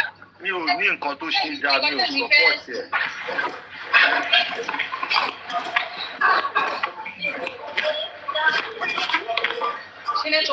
gan ni. À ń gbọ́ ẹ̀ náà. À ń gbọ́ ẹ̀. Ṣé rí nǹkan tẹ̀mí fẹ́ sọ ni wípé nǹkan tí máa yẹn ṣe kò sẹ́nibọ̀dì tó sọ. Nǹkan tí máa yẹn ṣe kò sẹ́nibọ̀dì tó sọ fọ́ ọ̀tẹ̀ ṣe gẹ̀. Lọ eléyìí tó ń sọ pé gbogbo pásítọ̀ pátápátá ni obìnrin pé wọ́n máa ń tẹ̀ǹtì wọn pẹ̀lú. Ṣé ìpè ní àṣìná pè fún mi? Ṣé òun ò ṣe lè concentrate lórí ìpè pé òun? Ṣé ìpè ní àṣìná? Ẹgbẹ́ wọ́n máa gbé ọ̀rọ̀ pé ìkan tó ń dùn wọ́n lọ sọ̀rọ̀ pásítọ̀ máa wò gbogbo. Ṣé ìpè ní àṣìná pé pásítọ̀ yẹn fún mi? Nǹkan tèmi fẹ́ kọ́kọ́ mọ̀ nìyẹn. Kó tó di pé a máa mú forward. Onípé Ọlọ́run pè é. Everybody ń wò ẹ́ àríkọ́ àwọn tó ṣe wòlíì. Wọ́n ń pè é pé kó bá wọn ṣẹ́gun ayé. Ṣé ogun òkú wọ́n ṣe wá lọ ń ṣẹ́gun ògùn? Wọ́n ti ègbógbò lọ ẹ́ as a prophet. As a prophet tó jẹ́. Bíbélì ní pé ìwọ kò gbọdọ̀ wà nípa ti ara àbí nípa ti àpàrà bí kò jẹ́ nípa ti ìfẹ́ Ọlọ́run. Sọ́rí o, èmi ò lọ ṣọ́ọ̀ṣì tó mo fẹ́ràn pé Bíbélì kan sọ bẹ́ẹ̀. Ṣẹ́gẹ̀t. Wọ́n ì tó jẹ́ pé máa yẹn kì í ṣe ní àná náà ti ń fún ní kọ́mẹ̀ntì. But àwa èèyàn àwa ò kọ́kọ́ believe ẹ̀ lọ́kàn tí Ọlọ́run wá sọ wípé àsìkò ẹ ti tó láti pé kí àṣírí ìkọ̀tọ̀ tó ṣe tó tú. Orí kálámọ̀ fún òun báyìí, orí kálámọ̀ fún òun. Ṣọ́ọ̀ṣẹ̀ ń dó ìdí yẹn tí ìdí gbígbà yẹn lẹ́ni àkọ́kọ́ tó máa kọ́kọ́ dó ni. Definitely kì í ṣe ìdí gbígbà yẹn lẹ́ni àkọ́kọ́ tó máa kọ́kọ́ dó ilẹ̀ kàn mọ́ bá ń bẹ̀ yẹn ni. Bí ti Ọlọ́run fẹ́ expose ẹ̀, Ọlọ́run fẹ́ tú láṣìírí, Ọlọ́run fẹ́ kẹ́ ẹ wò pé orúkọ òun tí náà ní fi bojú pé kò kì í ṣe orúkọ òun pé òun ò pé fúnra lọ́ra ló pe ra. Bíbélì ní ìwọ kò gbọdọ̀ wà nípa tí àkàrà nìkan. Ókè gbogbo pásítọ̀ báyìí tó ti wà lórílẹ̀ èdè alàyè. Ókè mo ní pásítọ̀ kan báyìí sí ọ̀dọ̀ wa ní hometown mi. Náà yẹn ó concentrate lórí ọ̀rọ̀ wòlíì ẹ̀ ní wòlíì Isaac ló ń pè é. O ò lè rí wòlíì Isaac ó máa bá ẹ wò di onídìí ètò tó ń pè é sí wọ́n concentrate sí. Tọ́lọ́ ń pe àgbàlá Gabriel àbí whatever tẹ̀ pé. Tọ́lọ́ ń pè ní ìpè ojú ògò ni. Bó ṣe wá láìpẹ́ ògò. Ṣé ẹ bá lóbìnrin mẹ́sàn-án tó ń drag àgbàlá Gabriel lórí ọ̀rọ̀ ìwòdì ni wọ́n fi fúrọ̀ ló fi pè é ni. Ní ìpè fúrọ̀ ló fi pè é ni. Kí ló dé tí ò stick má ìpè tọ́lọ̀? Kí ló dé tí ò di Bíbélì ẹ̀mú? Kí ló dé tí ò di Ọlọ́run ẹ̀mú? Tó fi jẹ́ pé ìdí onídìí ló máa ń yẹ̀wò gbogbo tó wà ní ìsàlẹ̀ ló máa ń fẹ́ wò ògùn ló máa ń jà ń tiẹ̀ pé ògùn ló pè é. Láì tí ò di Ọlọ́run mú ẹ wá sọ pé Ọlọ́run ṣe kí òótọ́ ọ̀rọ̀ ní ká má sọ òun. Ẹ bá Àgbàlá Gabriel sọ̀rọ̀ níbi tá a ti gbọ́. Bó bá ti jẹ́ pé ìpè Ọlọ́run ló pè kó di ìpè fún òun ẹ̀rù. Bó bá ti jẹ́ pé ìpè ogun ògùn ló pè ẹlòmíì wà tó jẹ́ pé ìyá ẹ̀ ló pè ó máa lọ́nà ló pè ó. Ẹlòmíì jẹ́ pé kò gbọ́ ìpè Ọlọ́run rárá ó máa lọ́nà ló pè ó. Ẹlòmíì wà bóyá wọ́n kàn pé Gabriel á fà ó máa lọ́nà ti pè ó. Bíbélì dẹ̀ ni wípé ibi tó ti máa kọ́kọ́ bẹ̀rẹ̀ ìdájọ́ pé inú church ibi ọ̀dọ̀ àwọn prophet ló wá ti kọ́kọ́ bẹ̀rẹ̀. Òkè Ọlọ́run ń pè ẹ́ oní obìnrin ó wá rèédì kọjá níwájú rẹ̀. Jẹ́ ìwọ ò ti jẹ́ àkàrà. Ó ti jẹ́ àkàrà nìyẹn because nínú Bíbélì wọ́n ní pé àwọn tó kọ́kọ́ àwọn kí ni Ọlọ́run fi bínú sí ayé tó fi sọ pé ọkùnrin á máa lẹ́kọ̀ọ́ kó tó jẹun obìnrin á máa rọbí kó tó bímọ. Èdè ìpè ogun ògbò yìí náà ni àtòkó ó fogun ògbò ṣe ẹ̀yìn kò ní. Wọ́n fi ṣe yín ni. If you want to face your God, tó bá lè jẹ́ pé títí ló fẹ́ ṣe lọ sí òtẹ́ ẹ̀yẹ fi chọ́ọ̀chì bójúmọ́ àwọn náà bá ilé ayé jẹ́. Àwọn náà bá ilé ayé jẹ́. Ọlọ́run kì í ṣèkà gbogbo wa pátápátá ni ká lọ yẹ ṣé ọwọ́ wa wò. Gbogbo wa pátá ni ká lọ yẹ ṣé ọwọ́ wa wò. Eléyìí bá ti dà nígbà ìṣẹ́jú kan. Gbogbo àwa tẹ́ ń pé àwa sí kọ́. God protection. Thank you, my sister. You see, everything that you have said, you are very correct, and I agree with you. And in addition, I still stand on what I have said. Nikama Caste, at the Caste, unfortunately, ìjọba ló yẹ kó take next step. Láti prosecute ẹni, láti interrogate. Unfortunately, the government, gbogbo nǹkan orí alábàáwọn ló ń dá sí. Now, kí ló yẹ ká ṣe as public? Let's get the petition. Let everybody sign online. I will sign that petition. You understand? So that we can take a step officially to the government. And the most important thing, what is the sharing? What you are missing? Ariwo tanpa kini purpose the client fi achieve. Ṣàfẹ́ fi pa ni afẹ́ sọ̀kò fún ọ afẹ́ make sure pé gbogbo àwọn tí ó ti dupe tó ti ṣe nǹkan fún wọ́n get justice. Àwọn tó wọ́n kọ́lé fún lórúkọ owó àwọn èèyàn tó gbà tó fi kọ́lé fáwọn èèyàn kó gbèwé lé wọn padà fún wọn. Àwọn tí ó gbowó 4.something million tẹ́ kó lọ sí surgery kó gbówó yẹn padà fún pé ẹni lè lọ ṣe surgery ẹ̀. Ẹni tó bá jọ ní nǹkan pọ̀ pẹ̀lú ọ̀rọ̀ wọn bára wọn sùn wọ́n bímọ fúnra wọn ní kọ́ọ̀tù tó sì lè ṣe yẹn. Wọ́n lọ sọ̀tẹ̀ láàrin ara wọn. These are the things that I'm saying that let us lay out what do I say now? Our anger or what we want or what we are requesting that should be done for justice to prevail. That is what I'm saying. Instead of us using all our time to be talking and bashing and abusing, and that is what I'm just saying. And I agree with you with what you have said. And of course, at Weber or around Pastor, I saw the job, I saw the and attack or another thing. We know what we are saying. In continue religion, that's at our pastor in Nigeria. So that is what I was saying. Thank you. What protection?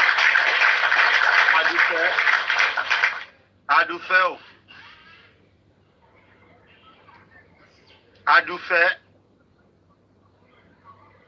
Mọ́mí bó ṣe ríṣẹ́ wa.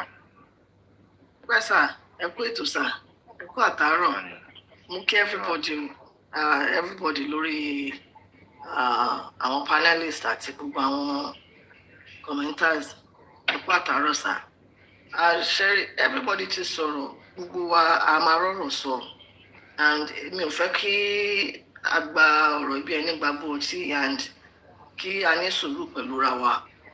Because ṣẹ́rí ìlú tó bá ti wà tí àìṣedédé bá wà tí a bá ń rí ta bá ń pè síta táwọn ìjọba wò bá ti dìde, it's like we are still helpless.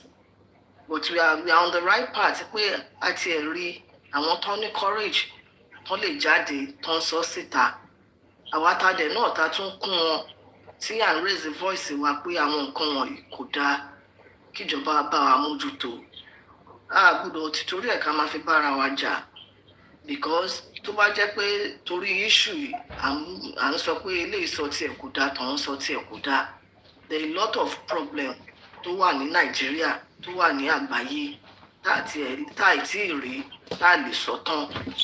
And like everybody ti sọ, Ṣèyí máa ti sọ, àánú àbíjẹta ọ̀rọ̀ pé à ń sọ̀rọ̀ àìṣedédé tó wà lórílẹ̀‐èdè wa. Ó fẹ́ mú gbọ́nmi sí omi ò tó wá, because bí èmi ṣe rí nǹkan ó máa yàtọ̀ sí bí ẹlòmíì ṣe máa rí. But a bá rí àìṣedédé ò lórúkọ méjì, we call it out. And the fact is that ẹ jẹ́ ká get nǹkan kan wípé torí pé èèyàn ṣe dáadáa tó bá ṣe àìdáa, ìyẹn ò mí pé ká fojú wo àìdáa tó ṣe nítorí pé ó ti ń ṣe dáadáa. Let's take for example, even ìjọba bọ́n ṣe lágbára tó, à ń sọ bíbá ẹ̀ pé gbogbo àwọn tó ń rúlu wa ní Nàìjíríà, kí ni nọ́mbà wọn? What is their population? Sí ratio àwa the general public, àwa tó ń rule. Àwọn government, what is their ratio to the governed? And the fact of the matter is that kò sí bá ṣe lè máa pariwo tó ta bá ń pariwo pé à ń rí nǹkan bàjẹ́ láwùjọ wa, ta dẹ̀ ń sọ, à ń fẹ́ kí àwọn tó wà ní ìjọba tó súnmọ́ wa, number one, àwọn the grassroots government kan listen sí wa, àwọn state and federal wọ́n ṣe wà nípele nìyẹn. But ta bá ń sọ tá a bá rí kán gbé ìgbésẹ̀, Ọlọ́run má jẹ́ ká pariwo lásán. Àwọn tó ń sọ tán bá rí pé àwọn tó tán ní agbára láti gbé ìgbésẹ̀ á domi tútù sáwọn tó ń sọ lọ́kàn. And tí a bá wà careful, àwọn nǹkan wọ̀nyí á fẹ́ ká máa táwọn síra wa. Because nísìn gbogbo nǹkan tó ṣẹlẹ̀, kò sí individual person kan or the public tó lè sọ pé òun fẹ́ take judgment sọ́wọ́ ara wọn. Tíjọba ìgbà ìjọba máa dìde, gbogbo yẹn tún wá lọ aláìṣẹ̀ àwa tún wá dẹni tó ṣẹ̀. The truth of the matter is that ìgbà tó rí ọ̀rọ̀, yes, máa yẹn ó lè ṣe dáadáa lápá kan, but dáadáa tó ṣe àìdá tó ṣe is like ó fi bà gbogbo dáadáa tó ṣe jẹ́. There is like a stick and carrot. and ìdí tá a fẹ́ pè jáde nìyí pé láwùjọ wa àwọn nǹkan tá à ń rí tí ò dáa yìí we are calling it out but agbára wo ni aráàlú ní and àwọn tá à ń sọ̀rọ̀ yìí they are still living ká tó wá sọ àwọn tó jẹ́ pé wọ́n gba ẹ̀mí wọn lọ́nà àìtọ́ ẹ wo ọdún tá a ti wà lórí ọ̀rọ̀ justice for Mohbad up till now ẹ wo nǹkan tó ṣẹlẹ̀ ìjọba lọ bá wa wọ́n ṣe press conference wípé àwọn nǹkan báyìí làwọn rí wọ́n bleed wọ́n ṣe gbá wọ́n ṣàwò up to today where is the follow up ká tó wá sọ wípé àwọn tó tiẹ̀ tún wá wà láyé táwọn sì ní orí ọ̀fẹ́ so kí ni nǹkan tí a fẹ́ ṣe sí ọ̀dàdà pé ká ké gbàjarè sí i and àwọn tó rí lè wà ní àwọn tó rí lè wà ní shoes yìí tó wà affected pẹ̀lú àwọn àìṣedédé tá à ń rí tó bá jáde síta gẹ́gẹ́ bí Ṣèyí máa ti sọ ó tiẹ̀ tó di pé gbogbo àgbáyé pé bóyá wọn competition èèyàn sáyẹ̀nsì ṣọ́ọ̀tì lọ fẹjọ́ sùn àwọn ọlọ́pàá because ní àwọn ìlú tó ń ṣe déédéé there are a lot of issues that you don't even have to go to the police tí àwọn ọlọ́pàá bá ti rí pé àìṣedéédéé ni àwọn náà máa gbé ìgbésẹ̀ láti ṣe ìwádìí because nǹkan iṣẹ́ tí wọ́n gbà nìyẹn nǹkan ò lè máa ṣẹlẹ̀ ní àwùjọ ta ní àwọn tí a gbé agbára fún wípé tí àwọn nǹkan báyìí bá ń ṣẹlẹ̀ ìdí tí wọ́n fi wà nìyẹn kán wá dákẹ́ kán máa wòran kán máa sọ pé torí pé wọ́n ti wàá fẹjọ́ sùn àwọn ò ní gbègbèsẹ̀ tán dẹ̀ ń gbowó iṣẹ́ so nǹkan tá à ń sọ yìí a gbọ́dọ̀ fi bára wa jà ìjọba gbogbo wàhálà tá à ń dojúkọ wá lórílẹ̀‐èdè Nàìjíríà a sọ pé ìjọba ò gbé àwọn ìgbésẹ̀ kankan a sọ pé àwọn nǹkan kan wà tó yẹ pé tó ń ṣe tó dáa ó lè má tí ì kárí but a lot of the time tá a gbá jáde àkíyèsí àwọn ìjọba tá à ń pè ní pé a lot of things ni wọn ò ṣe tó dẹ̀ ní impact lórí àwọn aráàlú ẹjọ on that note lásán kí la ti rí tán ṣe ẹ wo gbogbo ìṣẹ̀lẹ̀ tó ti ń ṣẹlẹ̀ ìgbénipa àìnífọ̀kànbalẹ̀ tí gbogbo aráàlú ti ń pariwo láti yẹjọ́ yìí kí ni nǹkan tó ṣe sí i ní last year bíbá ìgbà tó ń sọ pé wọ́n fẹ́ wá ràn wá lọ́wọ́ láti dẹ́kun gbogbo àwọn bandit àwọn terrorist ṣebí àwọn aráàlú àwọn apá kan sọ pé kán wá àwọn apá kan sọ pé kán má wá kán bá wá fẹ́ wá gba nǹkan àlùmọ́ọ́nì ní wa ni ní tó dẹ̀ jẹ́ pé gbóhun tá à ń sọ yìí gbogbo wa ló ń ṣe àkóbá fún tó bá pa tí nǹkan kan bá affect one citizen gbogbo wa ló jọ affect because nǹkan tó affect ẹnìkan yẹn tí a bá ṣàkíyèsí ká dẹ̀ try láti kọ́ ọ̀bẹ láti prevent ẹ̀ ládẹ̀ ti wá pé ok tó bá yẹ pé nǹkan tí ò ṣe prevent mọ́ ni kí ni solution. tí a bá pèrà wá sí àkíyèsí kí ni ìmáa máa generate lọ ni and that's what they call ripple effect òun la fi ń dìde la fi ń sọ̀rọ̀ a lot of people máa ní ṣé ojoojúmọ́ ìgbé kíké ní iṣẹ́ yẹ àròyé lójoojúmọ́ ó dá agbára wo la ní on our own ta ló fẹ́ lọ sọ pé òun fẹ́ tẹ ojú òfin mọ́lẹ̀ but àwọn ìjọba ta ni wọ́n gbọ́ wa a lot of things ló ti wo gbá ti Bobrisky pẹ̀lú VDM tí wọ́n lọ fẹjọ́ sun VDM tí VDM dẹ̀ take action pé ó jẹyàn lówó ó ṣe báyìí lọ dá nǹkan ẹ̀ padà àwọn méjèèjì náà jọ pè wá fún hearing ẹnìkan ló lọ ẹ jẹ́ ká ti kí bí ìṣàánú ká kíyèsí oògùn a lot of things tó ń ṣe àwọn ìjọba wa they have to wake up from their slumber kì í ṣe pé tá a bá jáde inú ìdùnnú wa ni tó máa ń ṣe nǹkan pé aráàlú fẹ́ à ń pè wọ́n ṣàkíyèsí wọ́n dẹ̀ ń tara ṣàṣà sí but tó ń bá dìde kán take action kí ni àwọn aráàlú fẹ́ ṣe aráàlú tó bá sọ pé òun lọ fẹ́ lọ gbèjà anybody maybe a fellow citizen tó òfin bá délẹ̀ ẹni tó ṣẹ̀ ó máa lọ ẹni tí ò ṣẹ̀ yẹn ló máa tún mú so where are we going àwọn àìṣedédé tá à ń rí à ń pè síta and nǹkan tá a fi ń sọ̀rọ̀ ni mo rántí níjẹta nígbà tí kọ́ńṣìkùnrin ṣàlàyé tó mẹ́nu bà àwọn religious leader ọ̀rọ̀ àìṣedédé ìlú náà ló débẹ̀ yet aláwọn kan bóyá tó ń ṣe dáadáa bẹ́ẹ̀ ládẹ̀ rí àwọn tó ń ba iṣẹ́ Ọlọ́run jẹ́ àwọn ló pọ̀ jù àwọn tó ń ṣe déédéé lọ wọ́n dẹ̀ ní tí wọ́n bá ń sàmì ẹ̀ṣẹ̀ tó máa ń ṣe pé kí ní olódodo afarapín nínú ẹ̀ òun ní nǹkan tó ṣẹlẹ̀ yìí and kò sí bí ò ṣe ní ṣẹlẹ̀ ìlú tó bá ti wà tá a bá níjọba tíjọba ò bá rise up from their slumber láti wò ó pé kí ni àwọn ìpèníjà tí àwọn aráàlú ń sọ pé ń dojúkọ àwọn this is what we have because ọ̀pọ̀lọpọ̀ àwọn tó jẹ́ pé they are weak they are vulnerable they poor in the society ibi tó lè sá lọ nìyí because wọ́n ti rí wa ní Áfíríkà pé tó bá ti di ọ̀rọ̀ religion we are so much attached to religion ní kẹ́nìkan kan má sin ẹ̀sìn ẹ̀ ní ààyò ẹnìkan kan kúrò nínú ẹ̀sìn ẹ̀ but we should brace up we should rise up we should wake up from our slumber pé ọkàn ẹni òun ni gbàgbọ́ ẹni àwọn tó weak we can't blame them nítorí pé èmi lè jáde àbí mo ní that zeal láti dojúkọ ìpèníjà tó ń ṣe mí àwọn ẹlòmíì wọn ò ní agbára yẹn tabati ẹ̀rí àwa tá ti dàgbà kúrò àwọn ọmọ kéékèèké tá à ń bí ń kọ́ ẹ wo orí tí tó ń tó díkẹ́ ṣe tó sọ pé òun ṣe deliverance fọ́mọ tó fẹ́ lè ti ìka tó ṣe nails tó fẹ́ lè ti bọ́ lójú tí the other person tó mú ọmọ lẹ́sẹ̀ I mean in what society is this done? Animal farm animal farm nìkan nìyẹn ti lè ṣẹlẹ̀ mà animal farm.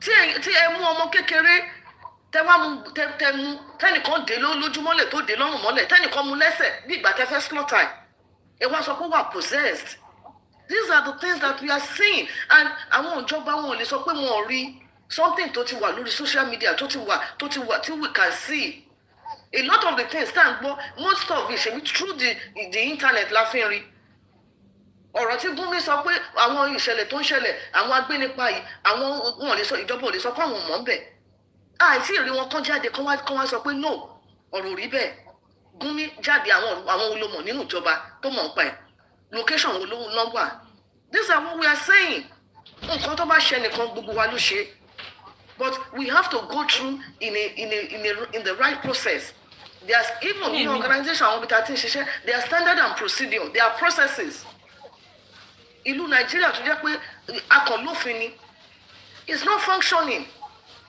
tẹ́ bá sọ pé ẹ rí àìdá ẹ pé àìdá ẹni tó rí àìdá yẹn òun náà máa gbé ẹni tó ṣe àìdá wọn á fi sílẹ̀ so where are we going so èmi rọ̀ wá ni bí àwọn èèyàn ti ṣe sọ wọ́n ti expose gbogbo àwọn díìdì yìí síta but kí ni the next action láti take sọ pé I ní anything against it pé personally against Àgbàlá Àtúrà but we don't welcome all this type of attitude in our society téèyàn bá pe rẹ̀ léèyàn náà kò sẹ́ni tọ́lọ́run ò lè lò gbogbo wa ni Ọlọ́run deposit one thing or the other sínú ayé ẹ̀ kò sẹ́ni tí ò lè ṣiṣẹ́ fọ́lọ́run tá a bá fara wa jì Ọlọ́run máa lò wá there are a lot of people tó jẹ́ pé wọ́n mọ Bible from pali to pali tí nǹkan míì bá wà níbẹ̀ wọ́n á sọ lẹ dictionary mọ́ and yet you don't see the title of pastor or reverend attached to their name because unbelief pé àwọn ní ìpè míì bọ̀bọ̀ tó sọ pé àwọn lọ rẹ́ǹtì obìnrin tó ń disguise and the same person kọ́ ó lóun lọ sí theological school as maybe CAC ó kúrò bẹ́ẹ̀ ó ní independent ministry ló ń run òun á run independent ministry ẹ̀fí exploit àwọn èèyàn what do we say to that? It's shameful and téèyàn máa ń sọ̀rọ̀ àwọn nǹkan wọ̀nyí àwọn tó jẹ́ pé wọ́n mọ̀ pé àwọn ò sí nínú àwọn ìwà àbàjẹ́ yìí á máa tabà wọ́n á dẹ̀ máa dùn wọ́n but what can we do? Nítorí pé àwọn tó ń ṣe dáadáa àwọn tí ò ṣe dáadáa then we should keep quiet. Ìgbà tí gbogbo àìṣedéédé yìí tí ò hàn sí everybody ń sing praises ẹ̀ nínà but nígbà tí àwọn àìṣedéédé yìí wà tó jáde síta what do? Do we fold our hands? People cannot die in silence. Àwọn tó lè sọ la rí àwọn tó lè sọ kọ́ and they have spoken and we have heard adẹ̀ ti sọ àti advocate fún ara lọ́lá òkè ẹ wo ọmọ ara lọ́lá yìí tó tiẹ̀ jẹ́ pé kí náà ti ń porúkọ ẹ̀ tó lóun ọmọ tí ò mẹ́sẹ̀ nínú kínní ọ̀rọ̀ ẹ̀ wà ń kọ́ tó ń sè for 6 years irú àwọn ìjọba wo la ní èyí tá à ń gbọ́ yìí tí Àgbàlá Gabriel tá à ń gbọ́ yìí sìn we are just a lot of the things tó ti ń ṣe tí ò hàn sí ìjọba àbí tí ò hàn sí aráàlú but ìgbà tó hàn sí aráàlú ẹ wo bá ṣe gbóhùn sókè ẹ wo àwọn tó ti ní court case tó ti ní oríṣiríṣi ẹ tún wo olówó kéré nígbà ní gbogbo wa wà náà this is a live witness tó wá testify sí injustice tó wà lórílẹ̀‐èdè Nàìjíríà ẹjọ́ tí kò bá rí àánú gbà lọ́dọ̀ Ọ̀ṣun state government tó ràn lọ́wọ́ ẹ wo iye ọdún tọmọ yìí ti wà ń bẹ̀ ẹ wo iye years tó ti lose tí ò bá jẹ́ pé orí ọ̀fẹ́ Ọlọ́run àpò ní courage kí ni ò bá ti ṣẹlẹ̀ sí lẹ́nìí and that's how we waste resources we waste talent in Nigeria and we are calling our government that they should rise up. What can we do? A lè tẹ ojú òfin mọ́lẹ̀ tá a bá tẹ ojú òfin mọ́lẹ̀ ẹni tí ó ṣẹ̀ òun náà máa gbé ẹni tí ó ṣẹ̀ lè máa lọ scot free. So gbogbo nǹkan tá à ń sọ yìí àwọn ìjọba they should rise up to the occasion and try àwọn aráàlú and try láti gbé wọn lọ́wọ́ sókè láti partner pẹ̀lú wọn pé ká reduce crime in society wa ká wá bí Nàìjíríà ṣe máa ní ìlọsíwájú kì í ṣe pé ìgbéjà kò wọ́n tá a bá ń sọ is because we are passionate n tó ń ṣẹlẹ̀ ń ká wa lára ni kò dẹ̀ sẹ́ni tí ò kàn ẹni tí ò kàn lé ni ó máa kàn lọ́la tá a bá ní ká dákẹ́ jùlẹ̀ jí ó lọ ìyá ló ń kó báyàn we don't hate anybody but we hate injustice we hate bad behaviour in the society tó bá dẹ̀ ń pè wá sákìyèsí ká gbọ́n n tó bá dẹ̀ ti jáde sí public there is nothing we can do so that is what we are saying mo bẹ̀ wá ní lórúkọ náà ẹ má jẹ́ ká tún dojú ìjà kọra wa àwọn ìjọba wa ní ká gbóhùn sókè sí ká bá sọ̀rọ̀ they should do the needful tó bá pèsè iṣẹ́ fáwọn èèyàn tó ń dí enabling environment wà fún ẹni tó ń wáṣẹ́ tó lè ríṣẹ́ ẹni tágbára ẹ̀ gbà káṣẹ́ kan iṣẹ́ míì wo ló lè ṣe tí information ó wà fún everybody mo nílò information mo mọ ibi tí mo lè lọ ó máa dín wàhálà kù lórílẹ̀‐èdè Nàìjíríà but tó bá yẹ pé àwọn sector kan in the economy or in the society no ní wà privilege láti máa ní àwọn information wọ́n dẹ̀ ní information yìí wọ́n jẹ́ kó circulate kí la fẹ́ ṣe àwọn farmer wọn lè lọ sí farm láti lọ dá insecurity ò jẹ́ kán jáde àìntàrí òyà kò lè lọ sí hospital nítorí ẹ̀rù pé tí n bá débẹ̀ owó tí kò rí fi jẹun náà máa ní kàn lọ mú wá and we have our government tó yẹ pé a lot of them wọn torí bá fọ wọn lásán wọ́n ti lọ ṣe check up nílùú òyìnbó what are we talking about? Sọ pé ẹni kólúkálùkù kó má lo right ẹ̀ but what about the common man? What do we stand for? We stand for the common good of the masses. Àwọn òwúlú tá a wà àwọn nǹkan tó ń ṣe nìyẹn kì í ṣe pé wọ́n fọ́n káàkiri àwọn ìjọba ìlú yẹn wọ́n dúró fún the common good ni wọn ò ní kọ́kọ́ wù ẹ́ pé bóyá olówó lọ́wọ́ àbó olówó lọ́wọ́ tó bá treat ẹ̀ tán ṣe wọ́n lè wá sọ pé báyìí báyìí tó bá dẹ̀ tí ìráyè àti sàn tó bá ti pè wọ́n wọ́n work out to strategy bó ṣe máa sọ fún wọn báwo ni ti Nàìjíríà ṣe yàtọ̀ táwọn aráàlú bá wá ń sọ̀rọ̀ á sọ pé wọ́n bújọba wọ́n fi ìtara sọ̀rọ̀ ní because they are human being ìgbà tí ìlú tí wọ́n bí wa sí jàǹtà ń jẹ àǹfààní ìlú yẹn ìlú tán bí wa sí ń kọ́ kí la ti fẹ́ ṣe tí nǹkan bá ṣẹlẹ̀ nídàálẹ̀ sáwọn èèyàn a máa ní ṣe wọ́n rí Nàìjíríà lẹ̀ wọ́n sá lọ síbòmíì Nàìjíríà tán ní tí ò sí security Nàìjíríà tán rí tán lọ́wọ́ mú lọ sẹ́nu tó wá délùú míì tó jẹ́ pé ó tí o tó bá tiẹ̀ lọ síbì kan kẹ́ lọ ra hot dog lásán ẹ máa mú páàpù tílẹ̀ máa fi ṣú ni wọn ní tìtorí ẹ̀ lè ń jáde ọ̀tí tó máa fẹ́ close ẹjọ́ ṣéèyàn lè ṣerú ẹ̀ Nàìjíríà where are we going? Ẹni tí òórùn jẹjẹ á jalè ẹni tí òórùn jẹjẹ á sick now ẹni tí òórùn jẹjẹ ibi tó bá ti lè lọ gbàdúrà ibẹ̀ ló máa lọ so these are issues. Kí ni standard of living Nigeria? How much àwọn civil servant èlò làwọn èèyàn gbà salary owó tó yẹ pé tán bá gbà kó wọ́n ti fi ra epo tán in the first place láti máa lọ síbi iṣẹ́ èlò ń change tó fẹ́ kù láńlọ́ọ̀dì á gbá tiẹ̀ because láńlọ́ọ̀dì náà ó jìyà kó tó kọ́lé ẹni what goes around comes around what are we saying? Ẹni tẹ́ ẹ fún 30,000 tí bùkátà 100,000 wà níwájú ẹ̀ báwo la ṣe fẹ́ kó ṣe é? Ṣé tó bá lọ tọrọ owó lẹ́ni tó tọrọ owó lọ́la ẹni tó lọ bá tí ò bá tẹ̀ tó fẹ́ lọ lẹ́lẹ̀kẹta ẹni tó lọ bá ń kọ́ tí ò bá lórí ọ̀fẹ́ àti fún nǹkan kí la fẹ́ ṣe àbí ẹni tó ń lọ tó bá lóun ò lè lọ mọ́ tí ò bá rówó lọ sí tí ò rówó wọ mọ́tò lọ síbi iṣẹ́ àbí kó owó rẹ̀ pé sí mọ́tò tí ò lọ ṣáfẹ́ mú sí ni. And this is what we are saying. Look at what is going on around the world. Mo rọ̀ wá ní lẹ́ẹ̀kan sí ẹjọ́ ẹ jẹ́ ká fi ìdénú okun hóró káwá rúru. When we discuss ẹ jẹ́ ká fi ọkàn gbàgbọ́ and from the place of love where we don't have anybody in mind. We are not here to attack anybody or to attack any organization, but we are here to speak up, to raise our voices, to create an awareness, and to fight for justice. Prevention is better than cure. táwọn ìjọba bá ń gbé ìgbésẹ̀ tó ń prevent it, and to regulate all our religious organization just like any other organization regardless of whether they are non-profit or they are for profit.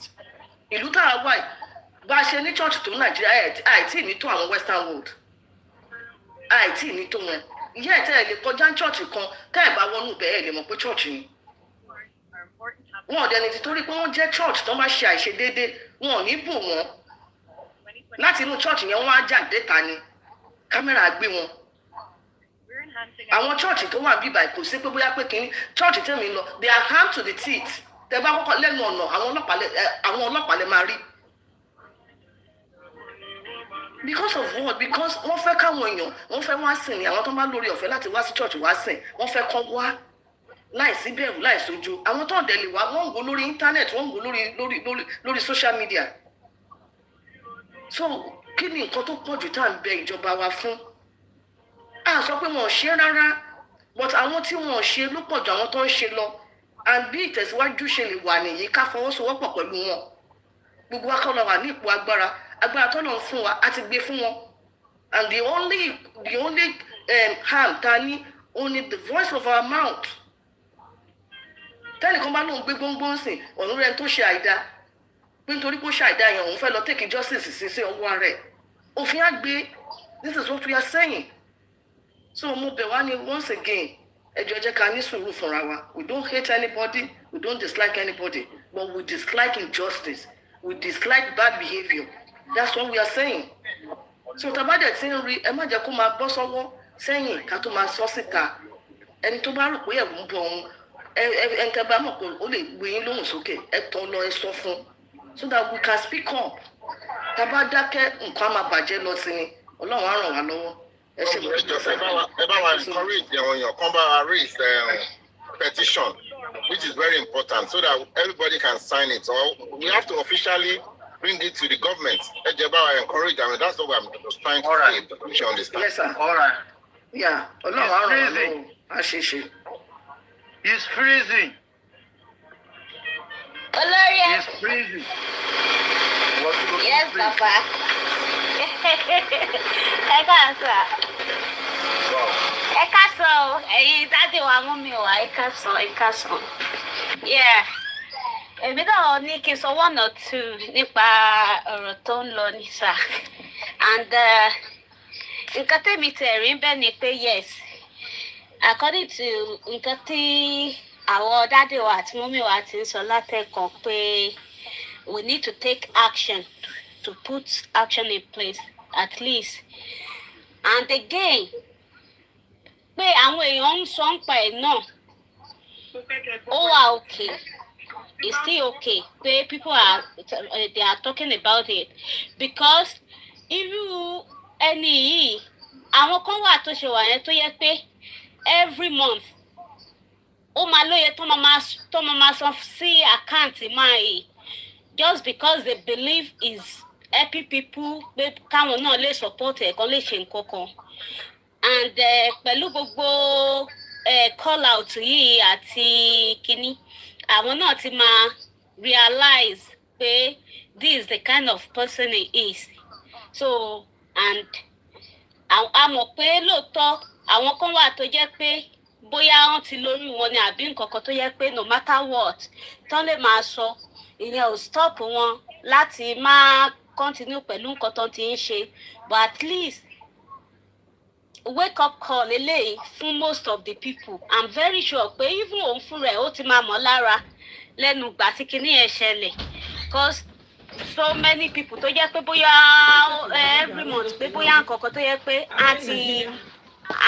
á ti stop gbogbo nǹkan yẹn and again nípa pé bóyá bí ṣe ń bá wọn èèyàn sùn kiri àbí pé bóyá kinní lóòótọ́ a lè sọ pé they are two adults wọ́n jọ consent ní pé bóyá nǹkan kan bó sà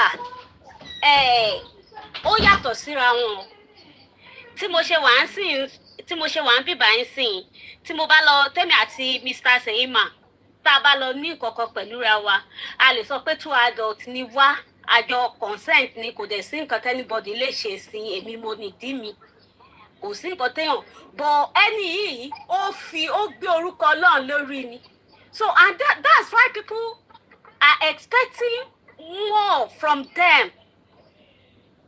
Irú èmi sì ìgbà tí mo débi mo sọ pé bóyá dickiness ni mí pé bóyá nǹkankan so whatever tí mo bá ṣe wọ́n máa rí pé like normal person dídólóbò náà pé kinní kan a lè sọ pé bóyá kinní bọ ìwọ tó bá ti lọ ń gbé o tó ti sọ pé Ọlọ́run kan ló pè ẹ́ tó mọ̀ pé Ọlọ́run kan kò pè ẹ́ ìwọ ló pera ẹ tó wá lọ ń gbé tó lọ ń fìyẹn ṣe kinní orúkọ Ọlọ́run tó ń tàbùkù sí yẹn ọjọ́ tí ọlọ́jọ́ gbogbo tó lè ọjọ́ kan tó lóhun Ọlọ́run yẹn náà tó máa wò ẹ́ pé òjò ẹ̀sìn ẹ̀ ti ṣú ó máa rọ̀ lọ́jọ́ kan pẹ̀lú orúkọ òun tó fi ń parọ́ yẹn and that's what is happening just right now about this man so gbogbo kinní tó ń ṣe òun fúnra ìgbà tó ń fẹ́ wá bẹ̀rẹ̀ iṣẹ́ pastoring yẹn ó mọ nǹkan tó wà ní máìdì ẹ̀ ó mọ̀ pé òun fẹ́ wá fi kó àwọn èèyàn fi bread kó àwọn èèyàn lómi ọbẹ̀ jẹ ni because ó plan kinní yẹn dáadáa tẹ́ bá wo method tó fi ń gba owó lọ́wọ́ àwọn èèyàn tó ń ṣèyàn kan tó ń ṣèyàn méjì tó ń ṣèyàn mẹ́ta ló ti testify sí ẹ mọ̀ pé ó plan ẹ̀ dáadáa ó plan ẹ̀ ni kò ń ṣe pé bóyá mistake pé bóyá nǹkankan so kò irú ẹni yẹn kò yẹ lẹ́ni tó yẹ kó máa pè léyàn Ọlọ́run pé bóyá kínní kò yẹ rárá and tó àwọn èèyàn wá àwọn kan sì wà ń bẹ̀ báyìí sí tó sì máa wà ń bẹ̀ náà tó sì máa forí balẹ̀ ń bẹ̀ pé bóyá nǹkankan but kò yẹ kó rí bẹ́ẹ̀ rárá irú chọ́ọ̀chì yẹn ó yẹ kán kọ́ lọ wo palẹ̀ ní káwọn èèyàn lọ wá ṣẹ́ṣe kọ́ lọ wá nǹkan ṣe pẹ̀lú láìfù wọn and táwọn èèyàn bá dẹ̀ ṣe kó má máa rí pastoring as a kí náà ti ń pè profession pastoring yẹn kó má máa rí as a profession kán lọ wá ṣẹ́ṣe àwọn pastor yẹn fúnra wọn kó lọ wá ṣẹ́ṣe ní níṣẹ́ lọ́wọ́ jókòó àwọn ọmọ ọlọ́mọ máa take advantage of their vulnerability máa bá wọn sùn máa ṣe kinní kan máa sọ pé ń ṣe pastor ń ṣe kinní tó bá níṣẹ́ ẹni tó ṣiṣẹ́ àwọn tó níṣẹ́ wọn lọ́wọ́ àwọn doctors àwọn lawyers àwọn kinní tó ń ṣe pastor àmọ́ bọ́n ṣe ń ṣe owó olówó ò ní fẹ́ mọ́ wọn lójú owó ní fẹ́ mọ́ wọn lójú kán wọ́n máa ṣe rádaràda orí burúkú kiri bọ̀ torí pé bóyá wọn ò níṣẹ́ lọ́wọ́ wọn ò ṣe kínní àwọn ojú ọ̀rọ̀ lárí tán wá dá owó kan sí wọn lọ́wọ́ irú wọn yẹn náà lówó máa bù mọ́ wọn lójú tí wọn ní kán lọ wá nǹkan fi láìfù wọn ṣe kán fi iṣẹ́ pastoring sílẹ̀ so and ó yẹ kí àwọn tó jẹ́ olórí nínú àwọn ìjọ wọn yẹn kó ní irú ìjìyà tó máa fún irú àwọn èèyàn báyẹn at least àwọn tó jẹ́ leaders àwọn kinní wọn yẹn wọn ò lè sọ pé wọn ò gbọ́ ogun nǹkan tó ń lọ látọjọ́ yìí they should investigate him tó bá dẹ̀ rí i pé ó wà guilty of all these allegations accusations kó fún ní punishment according to kinní kó má jẹ́ kí nǹkan báyẹn kó máa ṣe kinní ó máa encourage more people nísìnyí that's why tẹ́ fi tó jẹ́ pé tẹ́ bá dé Nàìjíríà chọ́ọ̀chì ti pọ̀ ju ilé téèyàn ń gbé lọ ẹlòmíì inú yàrá inú kitchen inú tọ́ílẹ̀tì gbogbo bẹ̀ náà fi ń ṣe church tẹ́ bá dé Nàìjíríà yẹn so torí pé wọ́n ti mọ̀ pé at least oúnjẹ á yọ ọ̀lẹ tí ó lè ṣiṣẹ́ tí ó lè ṣe kinní kan tó bá ti wò yányànyàn tó ń wò pé kí wọ́n máa di pastor ni àwọn tó yẹ kó lọ máa dá ṣiṣẹ́ oko ẹ ṣe olórí ẹbí.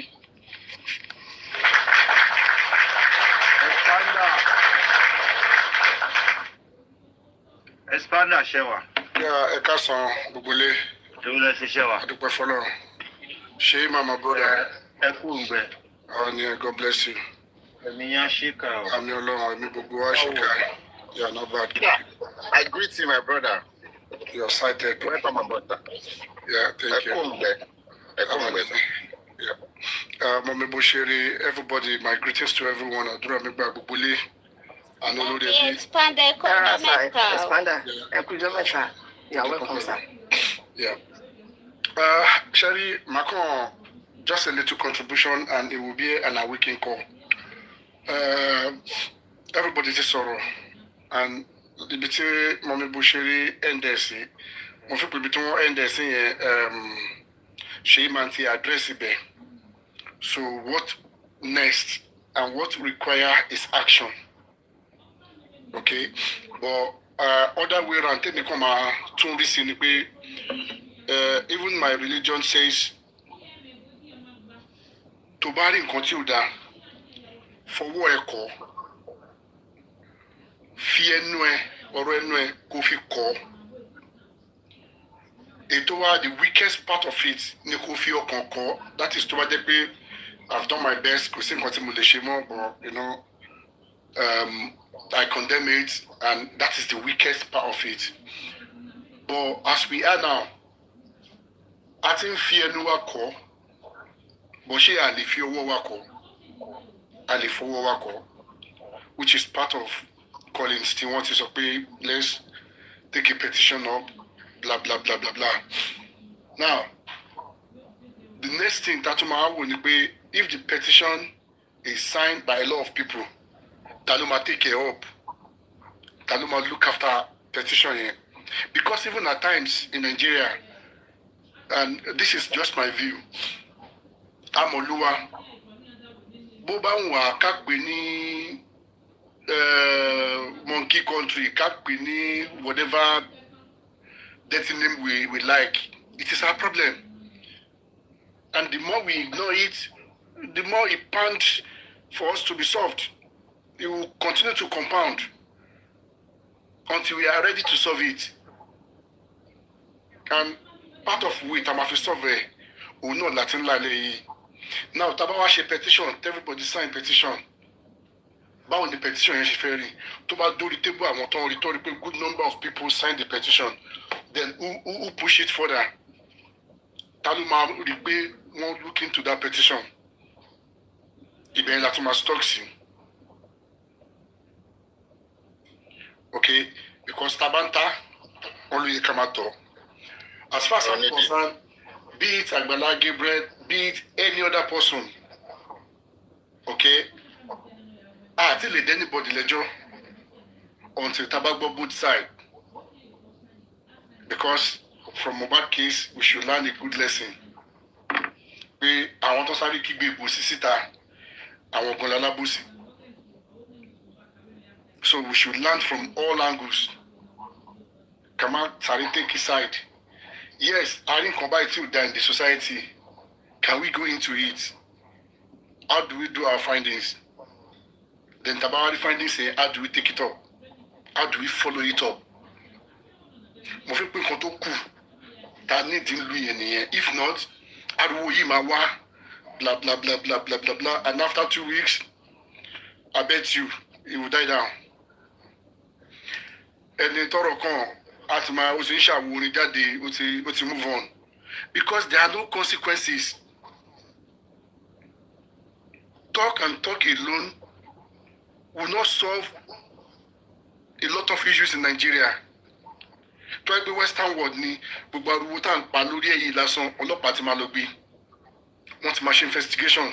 But our country is not like that. We have to admit. Iluwa Uribe. So Biluwa Bashiri bẹ́ẹ̀ la ṣe máa operate àwọn ní sọ pé tó ra ti wà lùbò míì a máa fi wọn compare a máa wá máa ta ẹnu àbùkù bá lùwà yẹn. No, we need to play our part. This is part of our part. We are playing good, but we need to take it further. Like it's been suggested, let there be petition. Tombawa sign petition here. Taluma take care of. Taluma make sure we Ministry of Information or Justice both federal and state or human totally state here. They were both, submit. They got the petition and the stuff. So in a nutshell, there must be a movement. I think we've said it on this platform far back, and there must be a movement. A movement to help a platform we Umani lawyer tó máa ṣiṣẹ́ fún. This is part of the callings, and this is the part of the better way we can contribute into the society.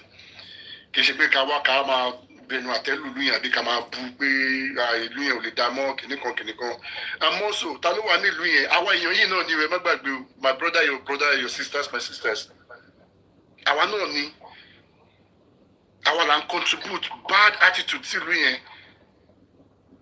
Contributions àfàwọn aráàlú òun lọ́nà fi fún wa ní the kind of leaders ta ní. Because àwa náà worst ju àwọn tó jẹ́ leader yẹn lọ.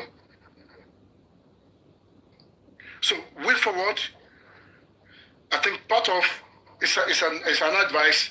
Part of what we can do or what can be done on this platform is to have a movement. Fine, but the little one you can lay your hand on, let's push it, let's follow it to the core, and we'll bring it back. Somebody pay consequences in over from 1, 2, 3 people.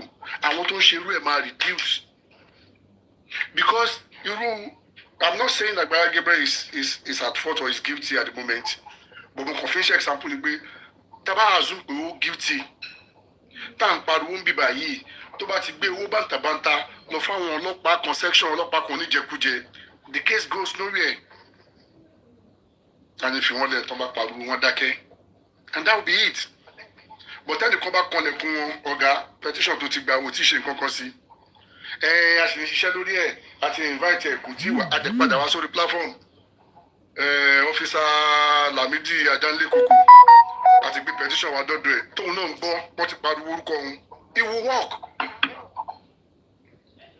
So enough share, we need to push it. And we need to have a movement to follow petition here.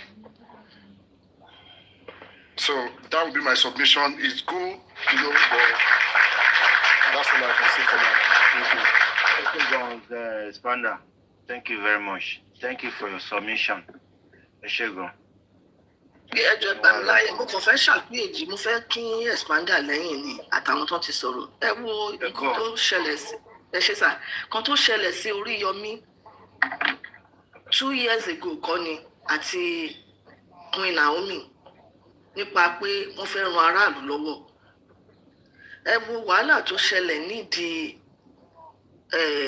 ohun tí wọ́n ṣe pé community effort tí wọ́n put out tí àwọn èèyàn torí pé àtijẹ àti mu torí pé wọ́n fẹ́ benefit nínú nǹkan tí àwọn kan fẹ́ ṣe ẹ wo bí àwọn abiyamọ wọn ṣe ni wọ́n fúnra wọn náà sọ àwọn ọmọ wọn through the fence ẹ jọ kí ló ṣẹlẹ̀ wọ́n arrest Oríyọmí àti Queen Naomi ẹ má dẹ̀ gbàgbé pé a gbọ́ pé Queen Naomi ò ṣẹ̀ṣẹ̀ máa ṣe irú nǹkan báyìí helping the needy, helping the less privileged, the poor in the society. Ẹjọ́ ìgbà tí ìjọba fẹ́ ṣiṣẹ́ ta ló lọ pè ìjọba kan fi gbé àwọn méjèèjì. Ìyẹn a mọ̀ pé ariwo tá pa ọpẹ́lọpẹ́ ariwo yẹn. Whatever the reason behind tán fi lọ gbé wọn. Ẹjọ́ ṣé Queen Naomi ò ti máa ṣe give back to the society. Ẹ wá wo èyí tán ṣe tó ní kọ́lọ́fínú ẹjọ́ ṣé wọ́n ti torí ẹ̀ sọ pé wọn ò gbé wọn even though àbá wọn dénú bẹ́ẹ̀ àmọ́ nǹkan tó ṣẹlẹ̀ eventually but ẹ wo ṣé àwọn tí wọ́n gbé ètò yẹn sílẹ̀ ṣé wọ́n they meant well for the society wọ́n fẹ́ ran àwọn aláìní lọ́wọ́ ni but ẹ wo nǹkan tó ti díẹ̀ jáde ǹjẹ́ wọn ò ti torí ẹ̀ gbé wọn ǹjẹ́ wọ́n ti torí ẹ̀ sọ pé èyí tán ti ń ṣe dáadáa kán fi wò ìtàn ṣe tí ò dáa. This is what we are saying. And tá a bá wà ní society tí ìjọba wa bá ń dìde tí wọn máa wò pé èyí tó bá jẹ́ pé ó favour àwọn àbí bóyá èyí tó jẹ́ pé àwọn tọ́rọ̀ ṣẹlẹ̀ sí àwọn mọ̀ wọ́n àbáwọn alágbára tó ń dìde sí gbogbo nǹkan tó àìṣedéédé tó bá ti ṣẹlẹ̀ ní àgbègbè wa nínú ìlú wa sí anybody regardless of who the person is. Nigeria will move forward. But tó bá ń fọwọ́ bò mọ́lẹ̀ pé ètò yìí eléyìí la fẹ́ dojúkọ eléyìí la fẹ́ resolve ní resolve eléyìí nítorí pé àwọn tó wà nídìí ẹ̀ a sì máa wà lójú kan náà níbi adágún Ọlọ́run ní jẹ́ ká wà lójú kan náà So àwọn nǹkan tá à ń sọ lélẹ́yìí ọ̀tọ̀ ni pé a ti rí nsìn àti sọ jáde kìdí ń ṣe wípé à ń tẹpẹlẹ mọ́ Àgbàlá Gabriel nìkan bí ò ṣe wípé we are talking to the conscience of other people in similar situation tó ń lo àwọn èèyàn as maybe exploitation tó ń lo weakness àwọn èèyàn láti fi ṣe ìjàmbá just because of pé eléyìí ìṣòro ló bá dọ́dọ̀ mi and I want to use it as an opportunity to enrich myself or láti ṣe wà bàjẹ́. He's not the only one that we are talking about. Yes, àwọn tó ti ṣe dáadáa sí wọn ò ní sọ̀rọ̀ Àgbàlá Gabriel láìda but àwọn tó ṣàìdá sí nǹkan the same way àwọn náà ní keep quiet àwọn tó ṣàìdá sí ọ̀pọ̀lọpọ̀ wọn náà tiẹ̀ ní lè jáde and this is a typical example of what we are saying. Ó ṣẹ̀ sórí lè ní ni ó lè ṣẹ̀ sọ́run lọ́la assuming pé kì í ṣe Àgbàlá Gabriel ló ṣẹlẹ̀ sí tó bá jẹ́ pé another tó pe rẹ̀ léèyàn náà ló ṣẹlẹ̀ sí tó bá bi àwọn gangan léèrè kí ni response tó fẹ́ sọ. That's the question we should ask ourselves. And kì í wá ń ṣe fún àwọn nìkan fún gbogbo wa náà ni nǹkan tá a ṣe nínú kọ̀rọ̀ yàrá wa nǹkan tá a ṣe tí gbogbo ojú ò rí wa tí a bá mọ̀ pa ìdáni tá a bá correct ẹ̀ tó máa fi déta náà nǹkan tó máa ṣẹlẹ̀ ni and tó bá ń déta tá a bá ń sọ táwọn ìjọba wa tán bàbá wa gbégbèsè sí a máa gbèrú sí ni a dẹ̀ fẹ́ kó gbèrú a fẹ́ kó bá a kọ̀ bẹ́ẹ̀ ni so Ọlọ́run á fún wa ṣe o gbogbo ọgbọ́n gbogbo ọmọ tí gbogbo wa ń lò láti fi jẹ́ pé kí Nàìjíríà kó tẹ̀síwájú Ọlọ́run á jẹ́ kó ṣeé ṣe Ọlọ́run á dẹ̀ kó sínú àwọn ìjọba wa láti ṣe bó ti tọ́ àti bó ṣe yẹ a mọ̀ pé it's not easy ẹni tí ò lè rúùlù nínú ilé ẹ̀ ta ní pé kó wá rúùlù èèyàn 10 èèyàn 100 èèyàn 1 million it's not easy even ẹni tó lè rúùlù ní ẹ̀ inú ilé ẹ̀ tó ń rúùlù gan àwọn tó jẹ́ pé ó jẹ́ olórí fún nínú ilé ẹ̀ ìwà wọn ò lè dọ́gba ká tó wá sọ pé you want to rule your locality or your state oríṣiríṣi èèyàn náà máa bá pàdé but ìdí tí wọ́n fi ní agbára ni pé òfin wà láti gbé ìgbésẹ̀ tó máa ń bá wa tẹ̀lé òfin tó dẹ̀ mọ̀ pé àwọn nǹkan táwọn ṣe sílẹ̀ ẹni tó bá gbé ìgbésẹ̀ tó lòdì sí kí ni òfin sọ pé kàn ṣe ìgbésẹ̀ wo náà ni pé kàn ṣe káwọn èèyàn dẹ̀ tó hùwà bàjẹ́ tá a bá ti ń rí kí ni preventive measures tó ń put in place kì í ṣe pé kán fìyà jẹ èèyàn nìkan ní nǹkan tá à ń sọ and that's why tẹ bá rí tán even kan gbìyànjú lọ sílé ẹjọ́ tó bá dájọ́ tán wọ́n lè kọ́kọ́ sọ pé kó nítàn kó wà on probation tó bá tún kúrò tán dá lẹ́jọ́ tán wá tún ní kó tún lọ fún rehab kó tún accept integrate back into the society so àwọn nǹkan tá à ń sọ ni it's just pé adúró lórí pé kán pààyàn ẹni tí ẹ̀ṣẹ̀ tó ṣẹ̀ tí òfin ò bá sọ pé ká pa báwo la àwa ẹlẹ́ran ara máa sọ pé kán lọ pa ọmọlàkejì wa it's not done but kí ni òfin sọ kó tó dé seven yẹn kí ni preventive measures tó wà nílẹ̀ kí ni àwọn infrastructure kí ni àwọn ètò tí ìjọba wa tán ṣe fún wọn tán ṣe fáráàlú débi pé nǹkan ní nǹkan kò ní wẹlú míì lójú ẹni tí ò ní kò ní máa sọ pé ẹni tó ní mo fẹ́ lọ bà nǹkan ní ẹ̀jẹ̀ àwọn aráàlú tó dẹ̀ fẹ́ ṣiṣẹ́ kí ni ètò wo la ṣe sílẹ̀ fún wọn bí ẹni tó lápá tó lẹ́sẹ̀ tí ò dẹ̀ ń ṣọ̀lẹ tó ń wáṣẹ́ genuinely báwo ló ṣe lè ríṣẹ́ ṣe kì í ṣe gbogbo wa la máa lọ sí school àwọn tí wọn ò lọ sí school tó fẹ́ kọ́ṣẹ́ ọwọ́ kí ni ètò tó ṣe sílẹ̀ àwọn ètò tó ṣe sílẹ̀ kí wọ́n ṣe fẹ́ create a lot of awareness fún àwọn èèyàn pé ìwọ tó bá fẹ́ lọ sí technical school ìgbésẹ̀ tó máa gbé ní ìgbésẹ̀ tó máa gbé ní tí ò kàn ní wà fáwọn sector kan tí ò dẹ̀ ní jẹ́ pé bóyá election bá ń bọ̀ àbí tó bá ní nǹkan kan special project wọn tó bá fẹ́ ṣe wọ́n máa fi tu àwọn èèyàn nú it should be an ongoing project pé mo ní ìpèníjà kan lénìí níbo ni mo lè lọ nípasẹ̀ ìjọba tí àwọn aráàlú dẹ̀ wà ní tí wọ́n mọ ọ̀nà láti gbà débẹ̀ àwọn ìwà àbàjẹ́ yìí á máa dínkù ẹni tí ò bá rú oúnjẹ jẹ kò sọ̀rọ̀ tẹ́ lè sọ sí anything tó máa kọ́kọ́ fi oúnjẹ sẹ́nu ẹ̀hún ló máa wá and that's why during election àní wọ́n pín gàrí wọ́n pín ilé wọ́n pín ilé because wọ́n ti rí pé the poverty is the order of the day in Nigeria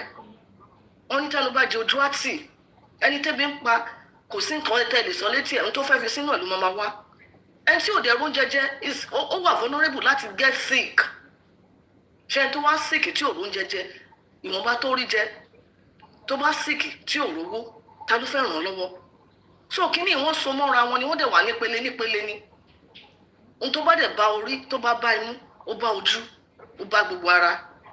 So we are doing a good job. Ọlọ́run á túbọ̀ fún wa ṣe. Ọlọ́run nípa làákàyè gbogbo wa. Ọlọ́run á dẹ̀ máa fún wa ní sùúrù láti bára wa deal. Ọlọ́run á ṣàánú fún wa o. Torí àwọn ọ̀dàlẹ̀ táwa wà kò sí bí a ṣe pọ̀ tó nídàálẹ̀ àìtí pọ̀ tó àwọn ara wa ní Nàìjíríà. Àwa tá a dẹ̀ rí nídàálẹ̀ àwọn lẹ́bí wa tó jẹ́ pé àwọn ẹlòmíì wọn ń ṣẹlẹ́yà wa wọn ń ṣe lédè wa. But kí ló dé tá a fún wa ń bára wa tá a tó yẹ pé à ń coexist and live together tí ò sí wàhálà. Talk less of àwọn àtàwọn gbéde ara wa kí ló dé tá a lè bára wa deal peacefully kí ló dé táwọn ìjọba wa tí wọn lè gbọ́rọ̀ wa yẹ̀ wò kan tara ṣàṣà tá a bá fìpè síta nǹkan báyìí ni ó tiẹ̀ jó òótọ́ ó jẹ́rọ́ ẹ bá a gbégbèsè. A lot of the things tá à ń sọ kì í ṣe everybody ló máa lówó lọ́ọ̀yà kí la ní àwọn NBA Nigerian Bars Association fún kí la ní wọn fún àwọn nǹkan tó ń tí majority of àwọn association tá a ní àwọn nǹkan tó wà fún yìí tó bá gbọ́ ara wọn máa wà nínú wa wá ìtàn lè bá a gbégbèsè because tó bá délẹ̀ tán nísìnyí tá a bá tó sọ pé ọ̀rọ̀ lọ́ọ̀yà á di pé bóyá owó tí lọ́ọ̀yà bá tiẹ̀ sọ pé òun ò gbowó á di pé àwọn kankan tó máa ṣe ó máa nílò owó dẹ̀ ni èṣù ni bó ta bá ní ìjọba tó ń work á ti fi àwọn ètò kan sílẹ̀ tó jẹ́ pé kì í ṣe gbogbo ẹ̀ lówó àwọn ìjọba láti take care kí ló dé tán look away kí ló dé tán look away from all this issue tán lè dìde kí a gbọ́ nípa ọ̀rọ̀ yìí a fẹ́ bá yín dá sí ni ṣe lẹ́rìí ẹ kẹ́rìí wá why kì í ṣe one activist la ní kì í ṣe two activists àwọn Nigerian Bar Association wọ́n wà káàkiri ni and they are registered under the law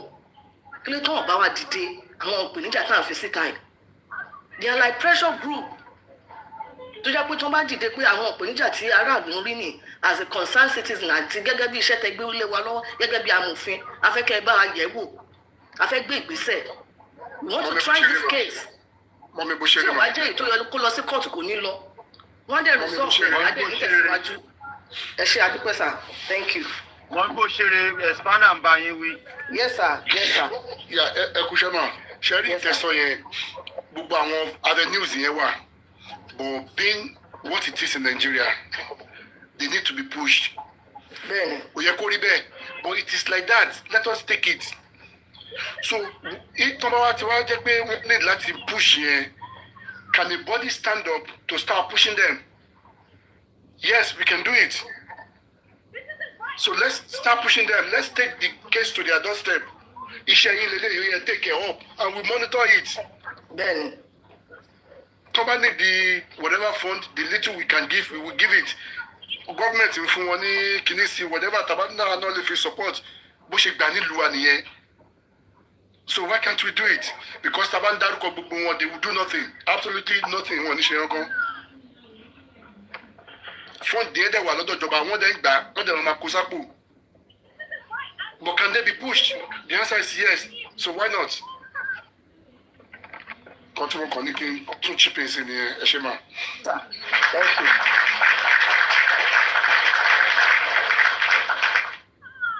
Omo, what then? Change VPN. Omo. Omo. Asa, bọ́dà Lati. Ilé sọ. Ṣé gbúrò Damlord? Mo drop voice note fún mi ìwúrẹ́ mi ìgbẹ́lá tọ̀dọ̀ Damlord. The last time tí mo gbọ́ náà tọkọ ẹ̀ pé mi ni pé wọ́n ti ṣe TC. Okay. Nǹkan lọ ra ticket. So, pé Nigeria Embassy ti fún wọn ní TC. Ọlọ́run ṣe. Olórí ẹbí. Thank God o. Àgbàlá fúnra ẹ̀ òdòdóbò. Kí ló ṣẹlẹ̀? Àgbàlá ni. Kí ló sẹ́ndì sí mi lẹ́ẹ̀kan tó ní kí n play lọ? Ṣé kọ́nẹ̀ ni? Kọ́nẹ̀ kẹ̀. Ṣé kọ́nẹ̀ ni? Civil defence ni kọ́nẹ̀ kọ̀ ní wọ́n kọ́nẹ̀. Bọ́dà Lati kéèsì ara lọ láàyè nínú court case ẹ̀. Ẹ má ṣe. Wọ́n sẹ́ndì ní fídíò kan. Wọ́n ní wọ́n ti transfer ẹ̀ lọ sí high court.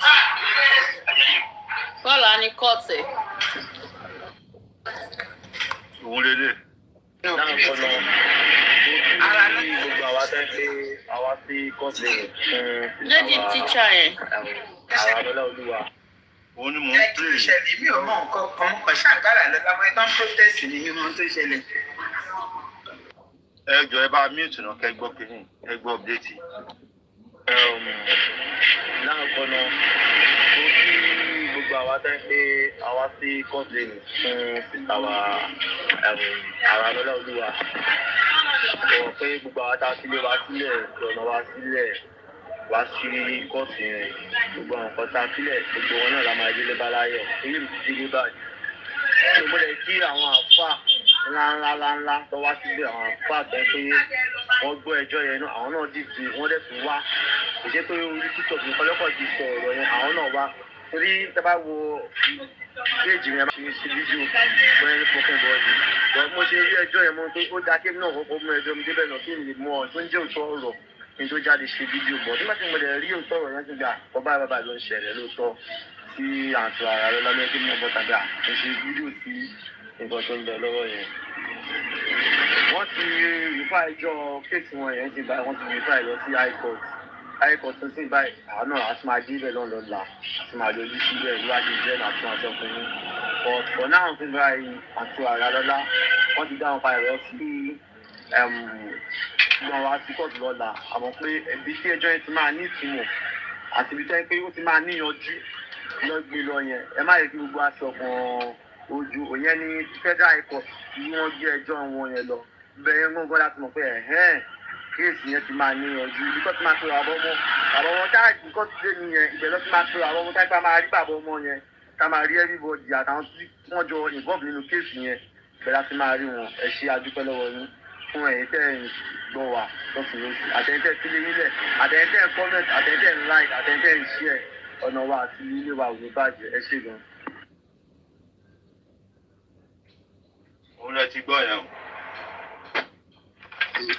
Nǹkan tó sọ náà ni wọ́n sọ. Ṣe rí nǹkan tí ọ̀gbẹ́ni blogger yẹn ṣe rí nǹkan tó ṣe ṣe rí iṣẹ́ tó ṣe ó kúrò lórí pé ká sọ̀rọ̀ lórí platform nìkan it was on ground láti mọ báwo lẹjọ́ ṣe rí. Ọ̀gbẹ́ni blogger ò lẹ ń sọ. Kí lẹ rí? Ọ̀gbẹ́ni blogger ò lẹ ń sọ. Ẹni tó report case yìí tẹ play kíní ẹ yìí. Okay, yeah. So it was on ground wọ́n ti sọ lórí platform ó dẹ̀ tún gbéra ó dìde ó lọ sí court ó ti gbọ́ ẹjọ́ ọ̀tún wọ́n dúró de tó sì náà kó wá pé ibi tẹ́ bá lọ let us hear it and we can also do this. Ẹnìkan ti pick kéèsì ara lọ́lá tó bá need the support we can support that person. Ẹni tó ń champion kìíní ẹ̀ yìí we can support that person láti rí pé kéèsì yẹn níyànjú. We can also pick another one káwọn náà máa ṣe ẹni tẹ́nìkan bá ti wà ń bẹ̀ let other people other platform let them support whoever that tó ti wà ń bẹ̀ yẹn and with that changes máa wà nílùú yẹn those are the best way we can impact changes to the country so ọlọ́run á ṣe rọrùn fún gbogbo wa so I will take my leave. Owó ni kókó owó ni gẹ̀gẹ̀. Let's find out. Thank you, sir. Owó ni kókó kí ló tún ṣe fún kọfí tó tún blọọgì ẹ báyìí wọ lọ́hùn. Olórí mú wà ní. Olórí bú ni kọfí wà láti. Ẹnìkan ló sẹ́ndì fídíò yẹn sí mi. Ó dà pé ọ̀rọ̀ tí mo sọ bí báyìí jẹta ni ló gbé. Èmi kan mo ti lọ kọ́mẹ̀ntì lórí fóònù ẹ̀ lórí Facebook ẹ̀. Mo ṣépè fún dáadáa. Ọlá pé mo ti ráyè ẹ̀ ni mo bí sí lẹ́nujọ́ mẹ́ta yìí. Ẹ̀rì ẹnuṣẹ́ láwà lẹ́nujọ́ mẹ́ta ìwọ́n náà sáà níjà. Bá ti ráyè bá ti lọ́tún la báyìí. Ó bá ti di Monday báyìí. Màá ráyè tiẹ̀ dáadáa. Màá ráyè. Ọlọ́run á gbà ẹ̀ lọ́wọ́ ẹ̀. Ọlọ́run á gbà ẹ̀ lọ́wọ́ ẹ̀. Ó ń ṣeré lọ́wọ́ ni. Kọ́bí ń ṣeré lọ́wọ́ ni. Ẹ pé ètò sá. Ayọ̀ ni ẹ̀gbọ́n mi. Ṣé wọn náà lọ sí protest lọ́la? Pẹ̀lú òkè ọlọ́run a máa lọ. Pẹ̀lú òkè ọlọ́run. Pẹ̀lú òkè ọlọ́run. All right, sir. wọ́n máa fún yín ní nǹkan àwọ̀ yín bẹ̀. All right, sir. All right. Ọ̀yá sọ̀rọ̀ kí ló ń ṣẹlẹ̀ ọ̀yá ganu. Mo kàn ní kí yín náà ni mo wá ń sáré mo kàn ní kí yín náà ni. Ọ̀yá ọmọ jẹ́ kí n pray nǹkan tó sẹ́ndì sí mi kí n wò. Wọ́n ní bó ṣe rí ẹ káàsán wa expander everybody mú kí everybody to start. Ẹ káàsán ní ẹ̀kọ́ ètò sá.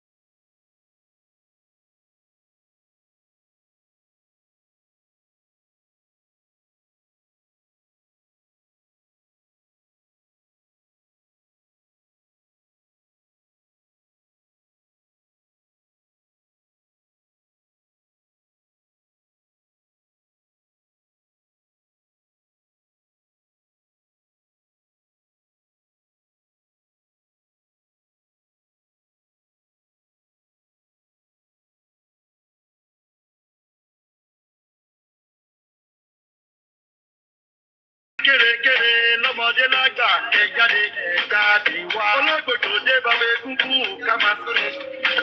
Òtọ̀yọ̀dá sí iṣu solution ti gbórí lóde. Lówórí zone la wà yí ẹni bá dé ó ti rógo. Ìfàdé sí make you dance. Tóbi òkú tó ti sá tó lè jọ orin tó ń la ti left and dub. Báyìí rí ẹ̀wọ̀ àwa là ń tọ́. 1 2 3 4 bèbí ṣó máa bá mi lọ owó wa lákò tẹnu bọ èmi náà pè ní solution ṣẹ o. Adéyìn ní sáàmì àdúrà yìí. Ifá Latif. Ifá Latif. Ó pa bíìtì yẹn wọn bí kú. Ifá Latif. Correct one. Ó pa bíìtì yẹn ní straight away àbí kò ní dáa fún bíìtì yẹn gan fún rẹ̀. LLC wa ń díjọ láti sinẹ play lẹ́ẹ̀kan sí. Ó báyìí. Afẹ́jọ́ ó débẹ̀. Ó bọ́dà láti ẹ má dá ṣe ìwé. Bọ́dà láti ẹ má dá ọjà rẹ̀. Orin tẹ play láàárọ̀ yẹn gbà tẹ dé orin yẹn dùn gan. Orin wo? Orin talẹ̀tì ẹ̀kọ́ fún àǹtí yìí, orin tẹ kọ́ fún àǹtí yìí. Orin yẹn make sense, ó dùn gan. Ẹ bọ́ sí bísípìn padà, ẹ wá sí bísípìn padà, kẹ wá jóru ju àwọn yìí. Ọ̀tẹ̀ ni ọmọ gbé wọlé lẹ́ni ọ̀tẹ̀. Mọ́mí. Ọ̀tẹ̀ gbè mí. Ọ̀tẹ̀ orúkọ ẹ̀ kọ́kọ́ fi tẹ̀lé mi. Olórí ẹbí àtẹ̀gùn ẹ̀ kò sẹ́ni tó lè rí sáà ní olórí ẹbí àtẹ̀gùn ẹ̀. Wọ́n jọ lẹ̀kọ́ ni. Àwọn jọ pọ̀ bọ́dà láti náà ló ṣiṣẹ́ bọ́dà láti ló wú ẹ̀dì wọn pọ̀. Àwọn lọ́wọ́ ẹ̀dà tí wọn pẹ̀lú àwọn pọ̀. Ọmọ ò ní ká jó sí ní òrì. Ẹ̀yìn máa jẹ́ ẹgbẹ́ ilé náà. Ó máa mi kàn tó dùn. Ìtò lórí ẹbí pèsè mo ti ń jó ìmí adéjó dunú. Ó yọ ẹja kọ́ pélé ìnáyà.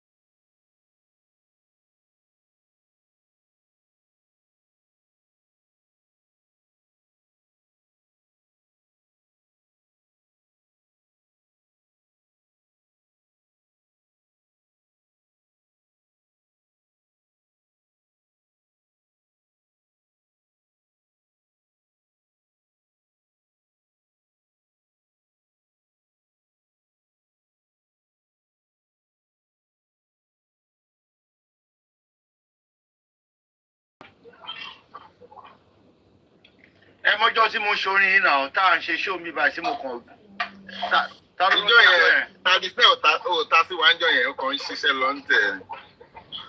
Ọlọ́run ìjọ yẹn kí ni inspiration yẹn kàn wá ní. inspiration ló gbé wá. Ó kì mí mọ́lẹ̀ ìjọ yẹn ní inspiration yẹn wá mú kàn wó pé kí n tó gọ kíní jẹ́ kí n dé mọ́lẹ̀ mo kàn dé mọ́lẹ̀ ni. Ẹ̀yin náà lè fún mi inspiration yẹn jọ. Ẹ ti upload ẹ̀ sórí kílẹ̀ ń pè ká máa lọ gbọ́n bẹ̀. Ẹ̀nà ó ti wà lórí page. Ó yá ọmọ request ẹ ni o.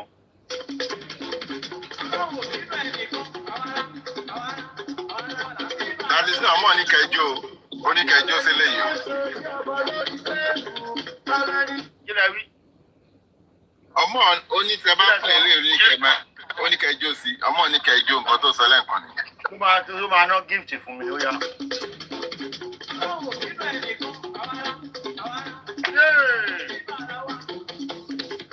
Alani tó ṣe bí ọmọ lórí fẹ́ẹ̀kù. Alani tó ṣe bí ọmọ lórí fẹ́ẹ̀kù. Ọlọ́run ò fi jọba tó pera ẹ̀ lọ́ba. Ọlọ́run ò fi jọba tó pera ẹ̀ lọ́ba. Orílẹ̀-èdè ọmọlọ́mọ òun ló wá tòun. Orílẹ̀-èdè ọmọlọ́mọ òun ló wá tòun. Ọba mímọ́ fún wọn lọ́rùn gbogbo ọ̀run fi lọ́jọ́ wọn. Ọba mímọ́ kọ́ wọn lẹ́sẹ̀ kọ́yé ṣe bí ọba. Alani tó ṣe bí ọba lórí fẹ́ẹ̀kù.